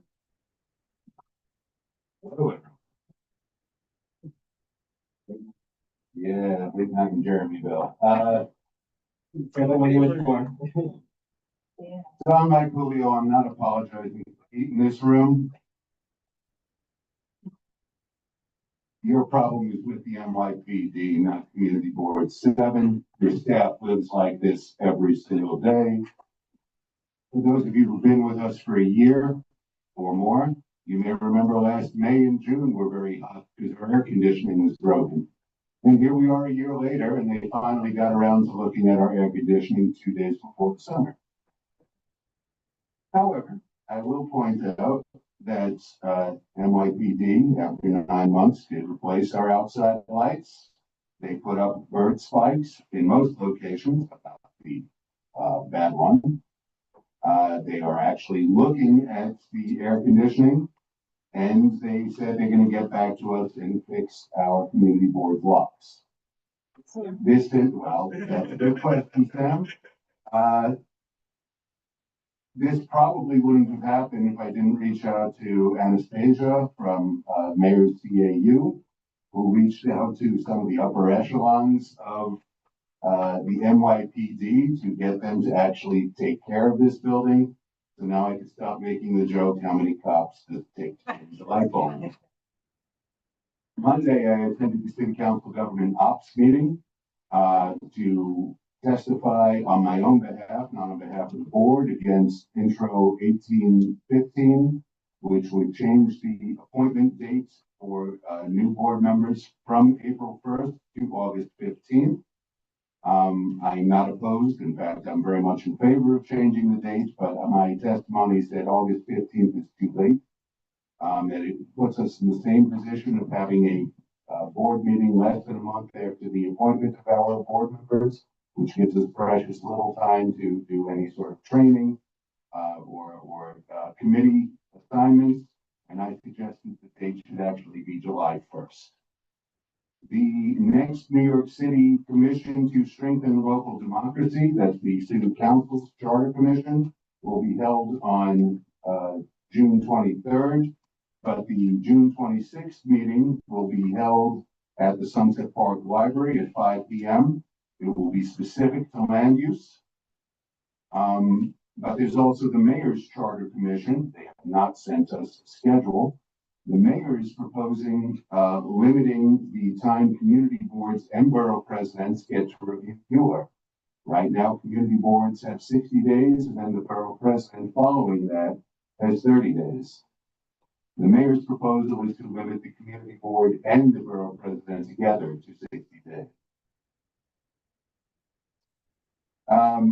That's early in the month with EDC, with Julio. They had, hopefully you read your newsletter and you know EDC has a calendar of their events, but the calendar was not working. That is now fixed. We talked about later in the summer, Pier 6 will have a groundbreaking. We requested a new briefing on Pier 6 for the public. We learned even though the federal government is fighting wind turbines, the current project that we have, Equinor, is moving forward. And unfortunately, earlier this month, there was a EDC Sunset Park Task Force meeting, which I was unable to attend because we had a committee meeting that night, so I can't report on it. The Sunset Park Pool will open on June 27th. This fall, the Parks Department will close half the lawn in Sunset Park to resod it. So you will see probably the orange temporary fencing, keeping people out of that. The trees that the Parks Department has promised for Second Avenue, we're waiting on the delivery of the trees to the contractors. See that soon. Liquor licenses since the last meeting, there have been 8 new and renewal liquor licenses. Cannabis licenses, we received 0. The one that we voted on tonight, we received the day of the last board meeting. That was reported on that last month. 2 dining out applications, tomorrow's newsletter, and then finally the police department statistics, which are pretty good, are on the outside table. Thank you, Jeremy. And if there's someone in this room who is not receiving our weekly emails, please send an email to our board office to request being added to the newsletter. Moving on to old business. Is there an update on the senior center? The question is there an update on the senior center? I don't know. I do know that they have secured a short temporary extension of their lease while they find a permanent location. And I hope to have good news in September. Karen? What's going on with Steiner Studios? The question is, does anyone know what's going on with Steiner Studios? No. At our meeting with EDC, they did mention that their intention is that EDC still moves into the main campus and thank you. What did I say? EDC, sorry. That EDC's intention is that Steiner continues to move into the main campus, but they don't have a timeline on when that happens. We elevated our concern. One of the promises to this community was a completing the design of Bush Terminal Pier Park. Did I say that one? Yeah, this may go include Pier 5, so, playground essentially. Thank you, the playground. And our concern that this would further delay that project, but we don't have anything. Any new business? Any public comment? Hi, this is Rosie. Go ahead, Rosie. I know I'm on video, but I can tell y'all are hot by watching y'all, and I just wanted to see if there's any way, like if the person from the borough president is still there, if they could help out, you know, because we do have our staff that's gonna be working there, and I don't know if they're hot. And is there any way to get a temporary AC for them? I know I think this is our last meeting, but in case other committees want to have meetings, is there any way we can request for some temporary AC help from them? Thank you, Rosie. Hunter is going to take that feedback back to the VP as well as all of our elected official reps who are still here. Pat, you have your hand up? Pat? Pat? Are we at, where are we at? New business, old business? New business. Can you hear me? Yes. I Can you just, hear me? I can hear you now. Can I make a, report on Saturday, or we're not at that portion of the agenda? We are, you could. Okay, thank you. I apologize. I walked away to sing happy birthday. On Saturday, the Boricua Festival Committee dedicated and donated finally to PS 358, the Antonia Pantoja School Building, a portrait that was commissioned and painted by artist oh my God, Maria Dominguez. So I just wanted to let you guys know her name is in the building. Her portrait is there. Take a visit. We're very proud of having done this. Thank you. Have a great summer, everyone. Thank you, Pat. Is there any public comment? Please just come up to the microphone and just state your name for the record, please. How you doing? My name is Marcel Cuba. I'm one of the owners of Sunset Bagels, 6th Avenue and 49th Street. We've been there since 1997. So good evening again. My name is Marcel Cuba. I'm a business owner in Sunset Park. I've been a proud member of this community since 1988. Been a big supporter of the locals and well as other small businesses owners who, like me, work hard every day. So I am here representing many of other small businesses owners on 5th Avenue, which are over here with me. And the last time I had a lot more with them. Some of them could not reach their stores. Well, small businesses who work hard, contribute to our beautiful community and employ the locals. We are being greatly affected by the great influx of street vendors. These are not the everyday vendors that the avenue is known for. These are large food trucks coming in, setting up on sidewalk, blocking foot traffic, taking parking spaces, up to 3-meter spaces on loading zones, meters. They're leaving so much garbage behind and without proper guidance in place. These trucks are unlicensed and unregulated. They are a hazard to our people and our community. We as small businesses are finding it hard to keep up with our expenses, including taxes and rent, because there are times these trucks are directly blocking the entrance of our own doors. We have reached out to the precinct, the bid, sanitation, 311, health department, fire department, and no one has been able to guide us and support us. We bring a lot of value to the community as a whole, and we need to stop this and need it to be regulated. So they come with a truck, they place it in with plates from out of state. They got 2 scooters behind that are being charged to make deliveries with them. We got pictures of them over here. I'm going to show you guys. Popping gas. When are we going to wait till we're going to have an explosion, an accident? Then what you guys are going to say? We didn't tell you. We tell you every day. I've been in this avenue since 1980. I've never seen it like this. People on the cars. It doesn't bring any good to the neighborhood. And we're really hurting over here. And it's not just the food trucks, it goes to the vegetable, it goes to electronic stands on the avenue, the whole avenue is, it's a bazaar. Please help us, we need your help. People are closing their doors, I seen a restaurant on Fourth Avenue close his doors, people on Fifth Avenue are hurting and they're gonna close their doors. And we're not gonna be able to pay our bills as well. Please help us.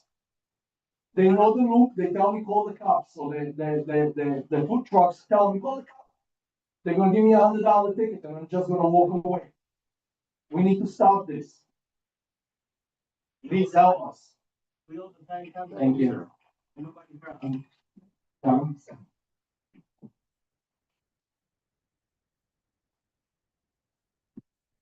Thanks, everyone. I'm John Sanford. I live on 23rd Street. I'm a public member of the Housing Committee and the Land Use Committee. I just wanted to say three things. First, I just want to encourage the board to keep talking about our immigrant neighbors. I think the national immigration conversation right now is the situation that so many immigrants are facing is based on a policy of cruelty and terror from the president, trying to terrify people, trying to abuse people nationwide. And if there are ways that it's not about public safety, it's not about any rational policy, in my opinion. I'm a high school teacher. Today I had a whole class of English language learners whose families are in this situation. And so if we can find ways of helping and spreading information and supporting the immigrants of this community and other communities, I would like to try to help. And I hope that the board can help get information to people about that and that supports them. About the St. Rocco's proposal, basically that's the biggest housing proposal in CB7 in a very long time. It will be the first one that Alexa Vilas has to vote on. I strongly support the Housing Committee and the Land Use Committee meeting over the summer on that proposal. The developer thinks they're doing this community a favor by coming to us early. What we learned at that meeting was that they've been working on this for a year and a half and they never spoke to the community about it. The diocese has never talked to the community about it, the Diocese of Brooklyn. So while I'm glad we got this lead time will pass quickly, and it's completely within this board's right and the community's right to ask the council person to ask the developer not to certify and not to go into UR if people don't feel like they have the information they need. And considering that, I can tell you that I've heard for years that UR is broken, quote unquote. People say it again and again and again. It's not useless, but it's such a compacted time frame and there's so much pressure, people shouldn't feel like they have to be forced into this conversation around UR. So I would encourage us to meet regularly and try to figure out what is available, what people think about it, and what information is available. Finally, I used to be a community member of the Economic Development Committee. The Economic Development Committee, I believe, has not met since last June, approximately 1 year. There are many issues that could be addressed, from the Climate Innovation Hub, $100 million in Brooklyn Army Terminal, to Steiger Studios, which is several years behind schedule. Very unclear what the economic situation of that project is.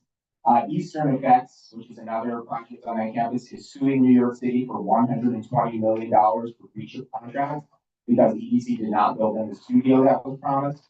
There's a BMT project going on. All of these things could be addressed by the Economic Development Committee. I think it would be wonderful if that committee could meet in July to kickstart that conversation. Thank you. Thank you, John. You take your name for the record, please? Yes. Hello, my name is Robert Carrillo. I live on 29th Street for the past 23 years. I wasn't born in Central Park. All right, here we go. So I got three questions. First being similar to the street vendor situation, but with the bus stops. What is being done about the daily assault on the safety of the elders and the disabled in the community in general by violators that are parking in the MTA bus stop? So this could be cars, vans, delivery trucks, mostly delivery trucks. We know that there are businesses. What's being done about that? Number two, again, I agree with the owner of Sunset Bagels. I understand people work in this working class community, but with the vendors and the food trucks that's taking shop in those streets, You know, we gotta ask ourselves, this is literally a ticking time bomb. What they're doing, they're not only are they taking up space, but they're also, you know, the businesses that are near the trucks that are near the businesses, they're taking the businesses, taking the bread and butter of those businesses. And you know, the bills, everyone's gotta pay bills. We all work, you know, we're taxpayers, we all got bills to pay, so we gotta look out for the businesses of Sunset Park, you know. And the third one being, what's gonna be done about the after-school programs for the public schools. I went to public school, properly so, I went to public schools, I went to after school kept me off the streets. So, you know, I'm no longer in school, so I'm talking about the next generation, you know, with the kids nowadays, especially the kids are coming from, you know, Latin America or from Haiti or from what have you, other nations, immigrants, they need programs, they need that support. So what's gonna be, especially CFL, CFL has always been, you know, that beacon. So what's gonna be the fact that they don't have, well, I don't know, any of the community board members could correct me about the budgeting situation with CFL. If there is no money in that aspect, what's gonna happen to the kids? What's gonna happen to the next generation? You know, what's gonna happen? You know what I mean? We can't lose the kids to the streets. You know, hay que ser, como se dice, los nuevos líderes de la nueva generación. They gotta be the new leaders of the new generation.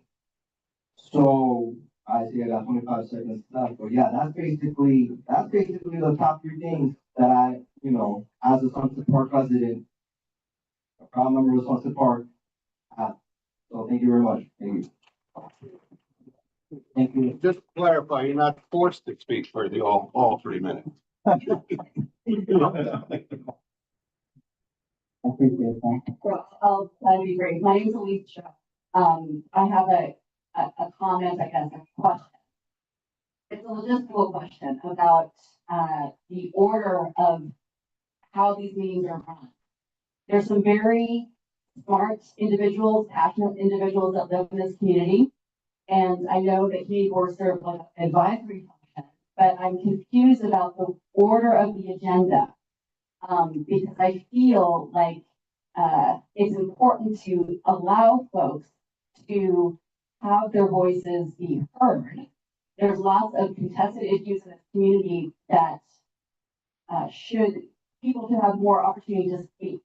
Or I feel like the organization of the agenda is a little bit questionable in my mind. If the intention of community boards is to support actual change, it's a question. Just, you know, just a thought, you know, we have elected officials that are here that come to the meetings. I think that they should be able to respond to community questions during the meeting. So why can't they speak after folks? You know, some things are shared. I mean, like I think that individuals who you guys are all very, you know, you're busy with your jobs, but I don't understand why. It's a question about the purpose of this body and do we really want to make change? And I think that we need to have a restructuring of the order if we want things to change in this community. I think that everyone here is invested in the community. I am, and I would do anything for anyone. So that's it. Thank you.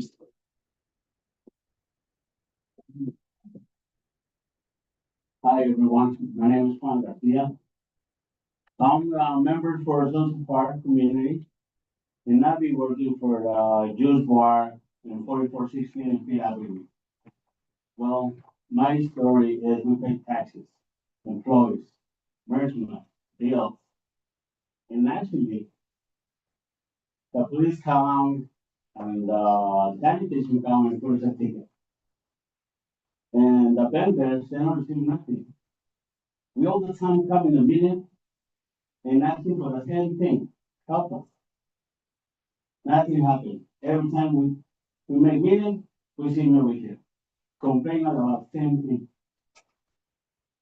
I don't know who's gonna help. Something is gonna be happening like flood. We have to fight with the vendors to something real happen. Come on. What can I do? What's the next step? Do you guys listen or somebody listen? Sorry guys. Have a nice night.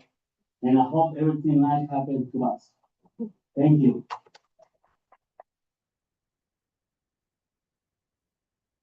Yeah, I just want to urge everyone who's here, who's a small business owner. I know it's frustrating to call 311, but they do not come. They were very clear with us, DSNY.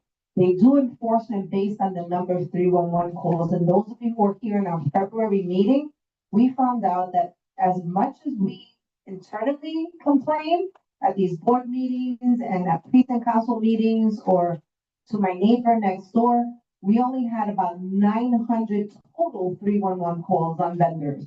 That doesn't even average a couple per day. And that included the entire Community Board 7, Windsor Terrace, 8th Avenue, 5th Avenue, 4th Avenue, 2nd Avenue, which we didn't even touch. We only are looking at 5th and 8th Avenue. They had very little 311 calls. So I know it's frustrating. I call 311 and I hate to see it closed in 1 second as well. But keep doing it, and you're welcome to forward the 311 complaint number here to the community board, as well as your elected officials, so that we have a record that they were actually made. Thank you, Cynthia. Mention about the propane, you received Oh, yes, and once again, propane is a 911 call, At 311. not 311. It is a 911 call. The FDNY will come. Thank you. Please. 3 minutes. No problem. Yes. Hi, how you doing? My name is Raul Armero. I've had business at 49 and 5th Avenue for 24 years. And we struggle so hard now because I see a lot of my friends, they're closing the stores. It's so frustrating because 311, like she says right now, and they say you gotta wait an hour for another complaint. So how they're gonna help us?